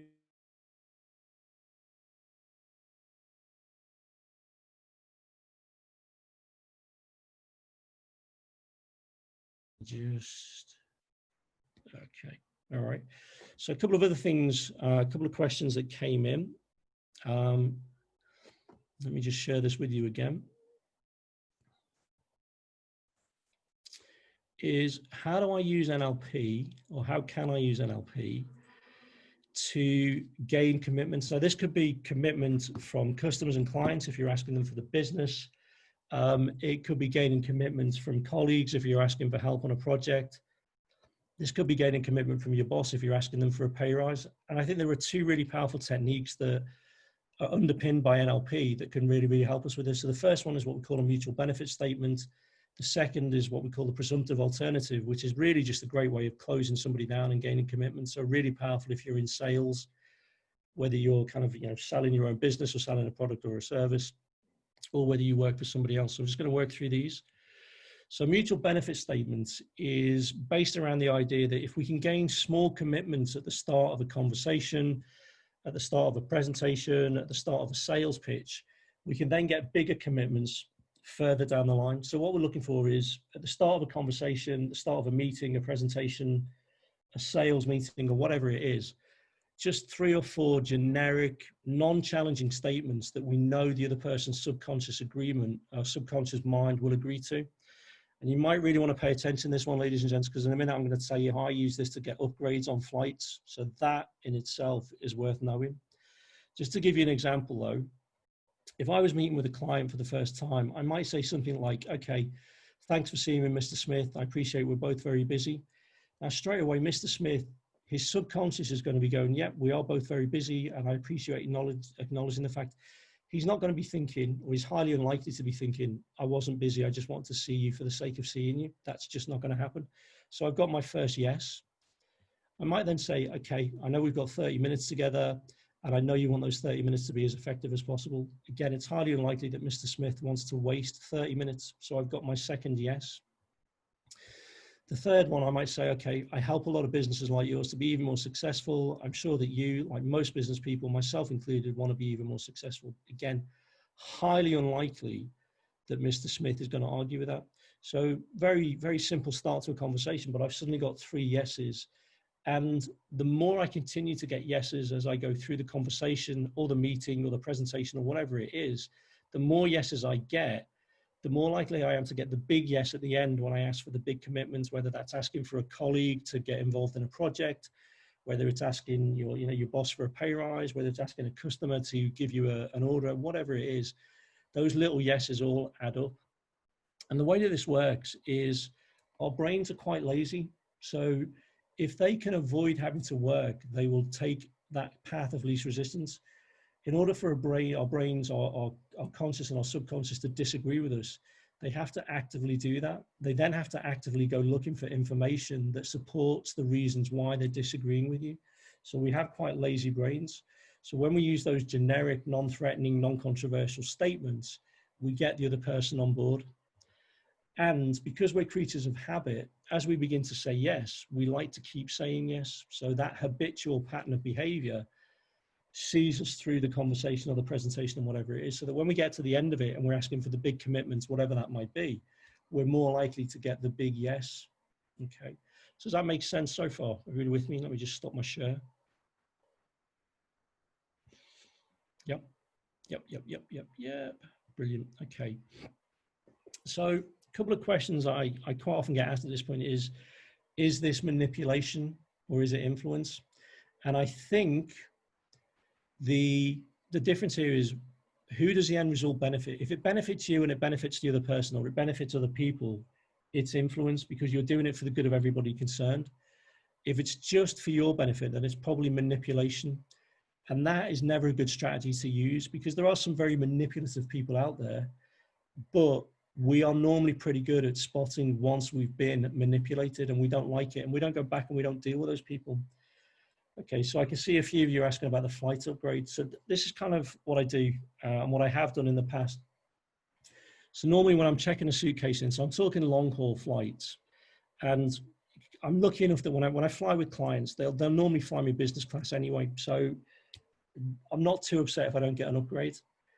But what I will do is, when I'm checking in and I'm chatting to, and it's normally a lady that's checking me in, I'll say something like, I've just come from the car park and there's a guy there with about 20 suitcases. I bet some people really abuse their luggage allowance, don't they? And she will say yes, because some people do abuse their luggage allowance. Not everybody, but some people do. So there's my first yes. I'll then say, and one of them is a really strange shape. It looks like a cello or something. I bet you've seen some really odd suitcases in your time, or some really odd baggage in your time. And she'll say yes, because she probably has seen some unusual suitcases in her time. And then I'll go, and one of them's really old. It's kind of held together by tape. I bet you've seen some really battered and some really old suitcases. And she'll go, yeah, because they, unless it's her first day in the job, she's probably seen some, really, really battered and old suitcases. And at that point, I'll go, okay, and is there any chance of an upgrade? Now, at this point, one or two things happen. I would say 40% of the time that I've tried this, I've got an upgrade, which is great. But what happens the other 60% of the time is they will say, well, we have got upgrades available, but I can't just give you one. Now, that to me is brilliant, because that means that, 2 hours before a flight, because that's when I'm checking in, they've got empty seats available in business, or they've got empty seats available in first. And empty seats are no good to an airline. Yeah. So then you probably start to negotiate.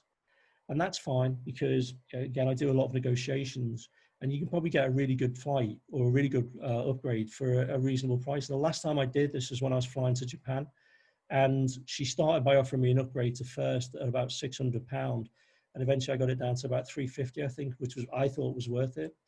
Okay, now that probably is more manipulation, but I think the airlines can afford it, and the amount of flying I do, I think they get enough business off me. Okay, so Blairham has asked the question, is manipulation good or bad? I can't really think of many situations where manipulation is a good thing. As I say, there are a lot of people out there who are very, very manipulative, and they will use skills like this to try and manipulate people. But it's a very short-term strategy, because most of us are pretty good at spotting when we've been manipulated and we don't like it. So I think when we're genuinely doing it for our benefit and the benefit of our colleagues or our customers, our clients, whoever, it's influence, because we're creating win-win situations. And yeah, Barbara's absolutely right. We should be using NLP ethically every chance we get. Yeah. So yeah, I mean, Lenny, it depends on the intent, but if your intent is just to get a win for yourself, then that probably is more manipulation. And as I say, there are lots of people out there there are even books out there. I don't know if you've seen it, but there's one out there called Dark NLP, which is really all about manipulation. And as I read it, I had to laugh, because obviously knowing NLP, I thought this is never going to work, but it does. So Blairham, yeah, if you manipulated me to think that you're really enjoying this webinar, that would be great, and I would feel really good about it. Thank you. Okay, so I'm going to go back to my screen share. Okay, Uwe, see you soon, my friend. Take it easy. Let's come back to this.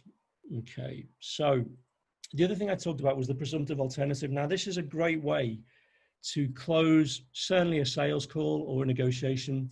It's also a good way to close a meeting or a conversation that you've had with somebody internally in a workplace where you want to get them to do something. There are a couple of elements of NLP that come in here. So the first one is a presupposition, so that we know that this is part of the Milton model. And with a presupposition, we're assuming that something has happened, is happening, or will happen. The presumption that we're making here is that this person is going to help you. They're going to do what you've asked them to do, because they can see what's in it for them and they can see what's in it for you. So that's the first part. That's the presupposition. The next part is we're going to give them alternative choices to think about. So rather than giving them a yes, no choice, we're going to give them alternatives, because when our brain has alternatives, it starts to think about which alternative it wants rather than, do I want this alternative at all? So a classic example would be, you know, if you say to a customer, do you want to do business? That's a yes or no question. And more often than not, they're going to say no, even if you've given them a really compelling reason to do business with you. But what we can do is we can start to use our language patterns to say things like, I can get the contract drawn up this week and call back next week. When would be best for you, Tuesday or Wednesday? So the customer or the client is thinking Tuesday or Wednesday, when's best? Now, I'm making a huge presupposition at this point as well, is that by this stage, you've actually done a really good call. You've earned the right to ask for the business. But assuming you've done that, this is where your presumptive alternative is going to come in. And this is one of the most powerful forms of closing or gaining commitment that I've ever seen. I've worked with pretty much every sales model around the planet. I've worked with challenger sales. I've worked with spin selling. I've worked with ideals and lots of different sales models that you've never heard of. And this, I think, is the most simple but most effective way to close people down. So make the presupposition that they're in a place to commit, whether that's a commitment to business or a commitment to help you, could be your boss committing to a pay rise, and then give them alternatives that they can think about. Would you like deliveries every week or once a month? Okay, so again, you're assuming that they're ready to start taking delivery. You're just giving them an option or a choice of alternatives as to whether they want it once a week or once a month, and which package would suit you best. So assuming that you've offered somebody a range of packages, that could be an internal colleague in terms of how they're going to help you on a project, could be an external customer or client. All of that is going to help you get to where you need to be. So hopefully that's kind of answered that question for those of you that said, how do I use NLP to gain commitment, to close people down, particularly if I'm working, you know, externally and I'm selling a product or a service, and especially if it's my own product or service that I'm selling because I'm in business for myself. Okay, so how are we doing so far, ladies and gents? Upgrades here come, that's good. Use it for new business a lot, that's great. Lizzie, sorry, that's fantastic. How do you know when to deliver the alternative presumptive or presumptive alternative, Christine? Really good question. This is where you have to calibrate. So obviously a lot of NLP is about calibration. You will be able to read in your customer's body language, you'll be able to read, or you'll be able to hear in the kind of language that they're using, that it's a good time to give them an alternative, okay? Because yeah, they might say things like, oh God, this sounds really good. How do we get going? So you know that they're ready to do business. Or you might get a colleague who says, wow, this sounds like a really exciting project. When can we start? So this is where your kind of sensory acuity is really, really important. And this is something that, you know, we learn more about, is that the more we practice kind of NLP, and we make ourselves conscious of the skills that sit behind all of this. Yeah. And yeah, as Lizzie says, you know, if you try to close them down and you don't get a yes, then you know that you've got work to do. And this is where you kind of start to get into the whole realm of objection handling. But again, if you conducted or you've structured your meeting really well, whether it's a sales meeting or a meeting with an internal colleague or a manager or an employee, you should be able to kind of get them to where you need to be. And you might have often heard, if you've seen or heard him, you know, Dr. Bandler talked about inoculating against objections. So if you've really thought through what you need to say, you've identified what's in it for the other person, and you've communicated that clearly, when you get to this point and you feel like it's right to go for the commitment, you should be able to get that. And if you don't, then you know that there's something in the way, and this is where you can start to ask questions. And, you know, a great question to ask is, well, kind of what's stopping you at the moment? What are you not hearing? What are you not feeling? Again, depending on their kind of preference for their rep system, so that you're talking their language. Yeah. Yeah. So yeah, Sarah, great question. You know, is there anything else we can discuss? What else do I need to tell you before we can make this happen? So these are all very simple but very powerful techniques that, again, a lot of us probably do. We're just not conscious of it. Okay. So I think we are, yeah, kind of nearly there. So a lot of you, let me just come out of this again, ask me what my top tips would be if you are thinking of setting up your own business, or if you've recently set up a business and you're kind of wondering which way to go, particularly, you know, as we come out of COVID and hopefully we're into a brave new world as we move forward. So here would be my top 10 tips for setting up your own business. So just working through this. First of all, if you're in business, you'll know this. If you're thinking of setting up your own business, You've got to be prepared to work exceptionally hard. You will work harder for yourself than anybody you've ever worked for in your life. And I'm talking, 12, 13, 14, 15-hour days, 5 or 6 days a week. If you really want to own the business that you're going to move into, whatever it may be, wherever it may be, you've got to put in the spade work. If you don't want to do that, that's fine. You're probably going to have like a bit of a side hustle that you can run at weekends that supplements your income. That's absolutely fine. But if you really want to have, a 6-figure income, a 7-figure income, whatever it is that you're aiming for, then you've really got to put the graft in. Having just mentioned income, one thing I would say is don't do it for the money. If all you want to do is make money, then go and be a doctor or an investment banker or a lawyer. All of those professions make really, really good money. Are the people who do those jobs happy? I don't know. You'd have to ask them all individually. I know a lot of people who do jobs like that. They earn a lot of money. They're not necessarily the most happy or the most satisfied people that I know. Many of you will have heard of Simon Sinek. If you haven't, probably his most famous contribution to the world of business is this idea of start with why. Why do you want to do what you want to do? What purpose does it serve for the people that you're going to be servicing with your business? What does it do for them? Because if you can identify that, you're probably talking about something that you're really passionate about, and that passion will see you through so many of the hard times that will be inevitable when you start a business. That passion will be your guiding light that will keep you going. But also that passion will communicate itself when you are talking to your customers and your clients. They'll hear that passion in your voice. They'll see it in your body language. They'll see it in your facial expressions. And that is really, really important, because if they believe in you, they believe in your product or your service, they're far more likely to buy into it. So identifying something that you're passionate about is really, really important. And it can be anything. I mean, these days we can pretty much monitorize anything. And I actually know a girl who monitorized her ability to sleep, believe it or not.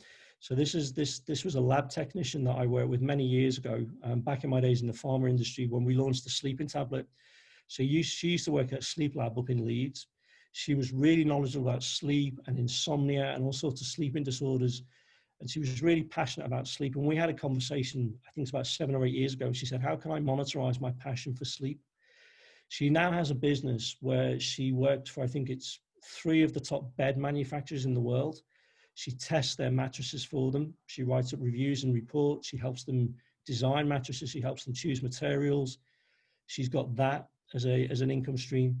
She also works for 3 or 4 really big hotel chains. So she will go out and she'll test their hotel rooms. She'll give them feedback on the quality of the sleep, on the sound insulation, the heating controls, all that kind of stuff.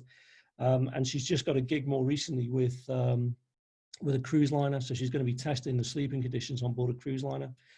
So that was something she was passionate about, and she managed to monitorize it. So if you've got a passion and you've got half an idea to launch a business, then I would say kind of go for it. But going back to the first point, be prepared to work really hard. The next thing I would strongly advise is get a coach and get a mentor. And I'm not just saying this because I run coaching and mentoring programs, but I have worked with coaches and mentors for the last 25 years. So even before I became self-employed and launched my business in 2008, I always had a coach and a mentor. I was obviously lucky enough to be mentored and coached by Dr. Richard Bandler himself, and that was incredible. So for 12 months, having access to the man was just an amazing experience. A good coach and a good mentor, they will support you, they will challenge you, they will push you to go and get the things that you really want to get. They will help you get through the bad times. And again, they will be inevitable. That's just the nature of business. And the other really important thing I think about coaches and mentors is that they will have made a lot of the mistakes that you could potentially make, and they will help you to avoid those mistakes. I have made so many mistakes in business, both in my own business over the last 12 years, but also in my time in pharmaceuticals, that I'd be surprised now if somebody came to me as a coachee or a mentee and they were making mistakes that I hadn't already made. So a good coach and a good mentor will help you in lots of different ways. Now, yes, a good coach and a good mentor is expensive, but I honestly believe they're worth it. And the one thing I would say, and if you can't afford a coach or a mentor, think a little bit more laterally. There is so much information out there on the internet, on YouTube, on websites, or so many different places where you can go and get great information. If you really can't afford a good coach or a good mentor, just have a look around and see what's available. I think going back to Simon Sinek again, Simon Sinek said that the value of YouTube on its own in terms of the business information on there is in the billions. You couldn't afford to absorb all, or you wouldn't have the time to absorb all the information that's on YouTube as an entrepreneur. You certainly couldn't afford to pay for it. And yet there it is, it's free. So go and look for it. Embrace failure. This is something you need to get your head around if you're going to launch a business. You are going to fail. It's inevitable. Doesn't necessarily mean there'll be massive failures, but even if they are, and your business ends up going completely belly up, you can learn from that and you can move on. So I always encourage people to fail fast, experiment, make your mistakes, learn quickly from them and move on. As we said before, when we were looking at the presuppositions, there is no failure, there's only feedback.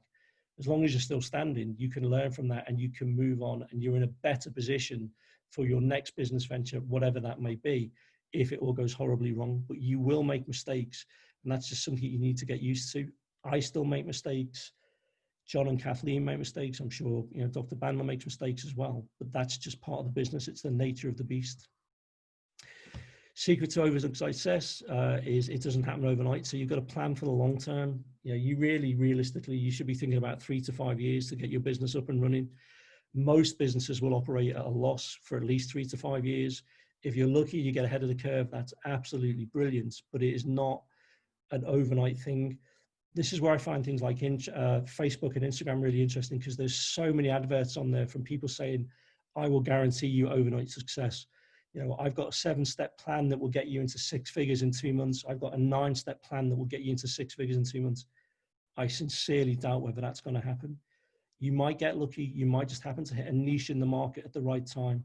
But those success stories are few and far between. So if you're going to launch your own business, then be thinking about it in the long term, not the short term. Sense of humor is critical. If you can't laugh at yourself and you can't laugh at the stuff that's going to happen to you on a day-to-day basis, you're probably really, really going to struggle. So having a great sense of humor and being able to take things in perspective, so the whole map is not the territory piece, is really important.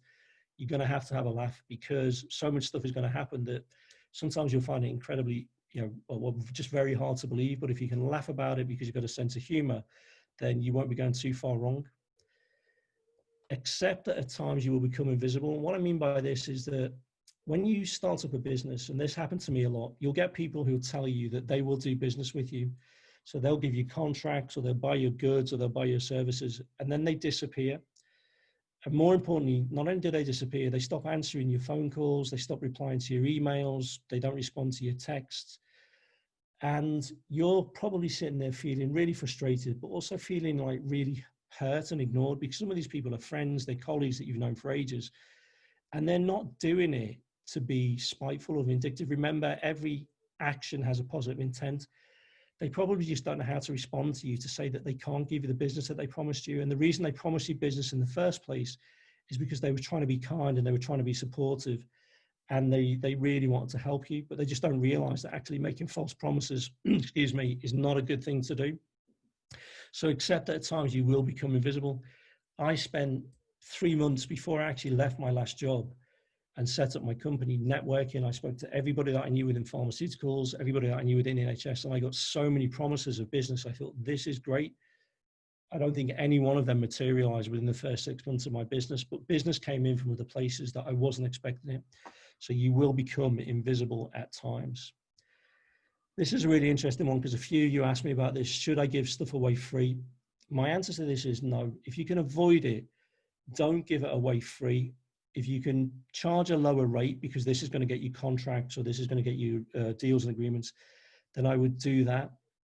The stuff that we give away free is often perceived as having little or no value.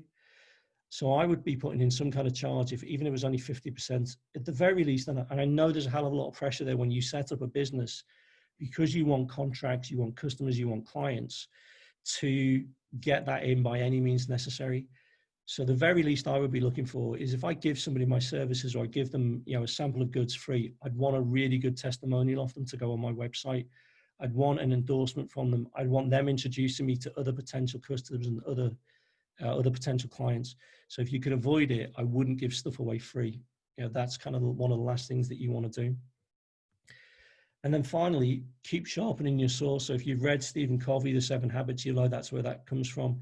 You need to keep your skills, you need to keep your knowledge, your networks, and everything else up to date. And that last line is by Zig Ziglar. So the more you learn, the more you earn. So you keep your knowledge, you keep your skills, you keep all of that up to date, you really stay on top of your game and you become the go-to person for whatever it is that you do. You know, myself and a lot of the other trainers are online tonight. We're lucky that we get to work with Richard, with John and Kathleen 3-4 times a year in the US and in London when those seminars take place. And it's an incredible experience because no matter how much we think we know, we still learn every time we're in that environment. We hear something new or we hear something and we think about it in a different way that we hadn't thought about before. And it just takes our performance to the next level, which then allows us to help our clients, our customers to, you know, take their businesses, their services, whatever it is, to the next level as well. So that, I think, is nearly it. The one last thought that I would leave you with is think about who, not how. A lot of people, when they set up a business, feel like they've got to do everything themselves. So they feel like they've got to learn how to build a website and get the website set up. They feel like they've got to learn how to do their marketing and learn how to do Facebook ads and all the rest of it. That's not the case. Think about who you know or who you can engage that can actually do that for you. Because when you do that, you're delegating, which frees up your time to do the stuff that you really, really know how to do, which is whatever it is you're passionate about. Going back to one of the earlier points. And at this point, I always get people to work, when I do this on like training courses, I get people to work out what I call the opportunity cost. So let's just say, for an example, with whatever you earn in your first year of business, you're earning an average rate of, say, £20 an hour. If you spend 100 hours learning how to build a website, you've just spent £2,000. You could easily get a really good website built for that £2,000. You could probably get it built for a lot less. So think about what's the cost? What's this costing me if I keep trying to learn and do it all myself? Now, again, I know that when you're starting up a business, you may not have a lot of money, but there are lots of people out there that you can find that will, you know, kind of help you to do that. There are websites like Fiverr.com. If you've never been on Fiverr, go and have a look at it. There are people on there who will pretty much do anything you need them to do, and they're reasonably cost. You've got Freelancer.com. There are always people around that will help you to do the things that maybe you're not good at, but also the things that you shouldn't be doing because you should be focusing on other aspects of your business. Okay. So hopefully that all makes sense. That's kind of my last, well, almost last slide. Let's just see where we've got to. Where are we? Okay, so how are we doing, guys? Everybody still out there? Talk to me.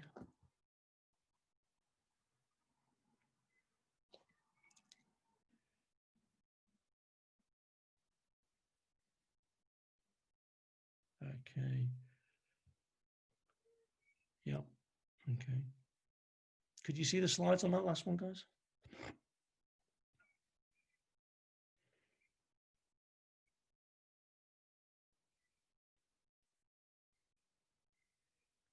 No slide on top tips. Okay, what I'll do is I'll email that out to you guys, make sure that you've got it. I'll email out the whole presentation. Yeah, okay, I didn't realize I wasn't sharing my slides. My apologies. And I couldn't see your comments because I was looking at the slides, not the screen. Okay, all right. So we've kind of, we've come to the end of 2 hours. Where have we gone?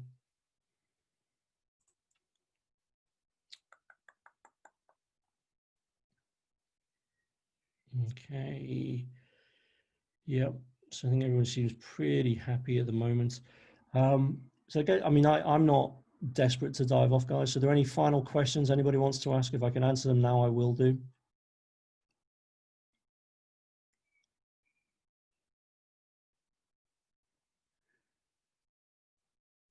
So David, I think that's you. Sarah, thanks. See you soon. Michael, see you soon. How did I get into working with the NHS? It's kind of a natural extension because I was working with so many pharma companies and obviously their clients work in the NHS. So I was doing a lot of training on behalf of pharma clients to train their key customers, whether that was doctors, nurses, pharmacists, whoever. And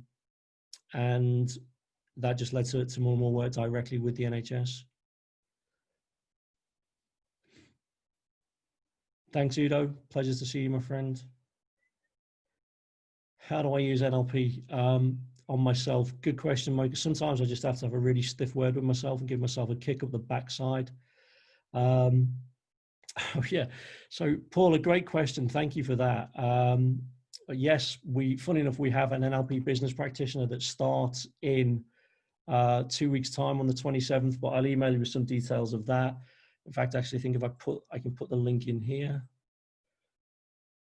Nope, that's not that one. So don't worry about it. Yeah, that shows you what a terrible salesman I am. I just forgot to mention the fact that I've got a business practitioner program starting online in 2 weeks. But I will send you details for that, ladies and gents. That'd be really cool. Okay. All right. I'm kind of, the threads flashing past really quickly here, guys. Let me see. Objections in sales.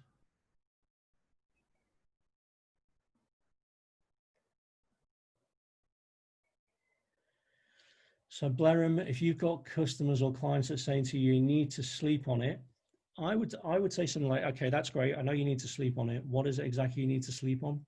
So find out what it is that they're still uncertain about in their mind and address those ideally before they leave the property, before they go off to wherever it is they're going to go to sleep about it, because then you can deal with it more directly. Does that answer your question? Good, okay. So David, how can you do it over the phone?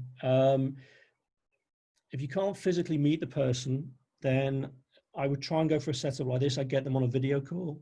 Oh, sorry, it isn't David, sorry. So who's that? It's just, right. Okay, my apologies. It is. Okay, so I would try and get them on a video call like this. So although it's not ideal, at least you can still see the facial expressions. You can read their body language. You can obviously hear what they're saying. If it's just on the phone, then this is where your kind of auditory acuity is going to have to be really, really spot on, because you're going to have to listen for what they're saying as well as how they're saying it. So yeah, I will send out some promotional stuff on the business practitioner course. I'll email all that to you, so you'll be able to see the dates. We basically start on the 27th. It's 4 hours every Saturday for the following 5 weeks. And we'll cover all of the topics we kind of touched on this evening. The only thing we won't do is we won't touch on the change work that we would need to do personally up front in a room. So we're not going to do things like swish patterns, anchoring, change personal history, fast phobia fix.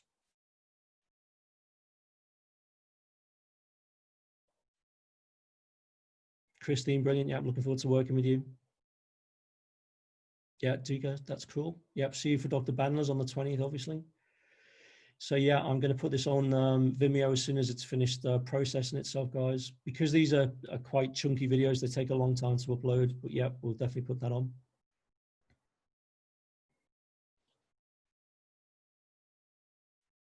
Cheers, Mike. I'll see you soon. Yeah, I will send out the links to the videos, guys, so they'll be sitting on Vimeo, but you'll have exclusive access to them. So Keith, the business pack is going to be online. You know, I've been given special permission by the society to do an online version for now until we get, until we get out of lockdown and we can go back into training rooms.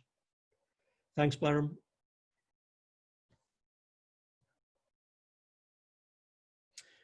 How long is the business practitioner? It's 20 hours, so it's 5 Saturdays in a row, 4 hours, 1 till 5 British summertime. Cheers, Jen. See you soon. Maria, see you soon.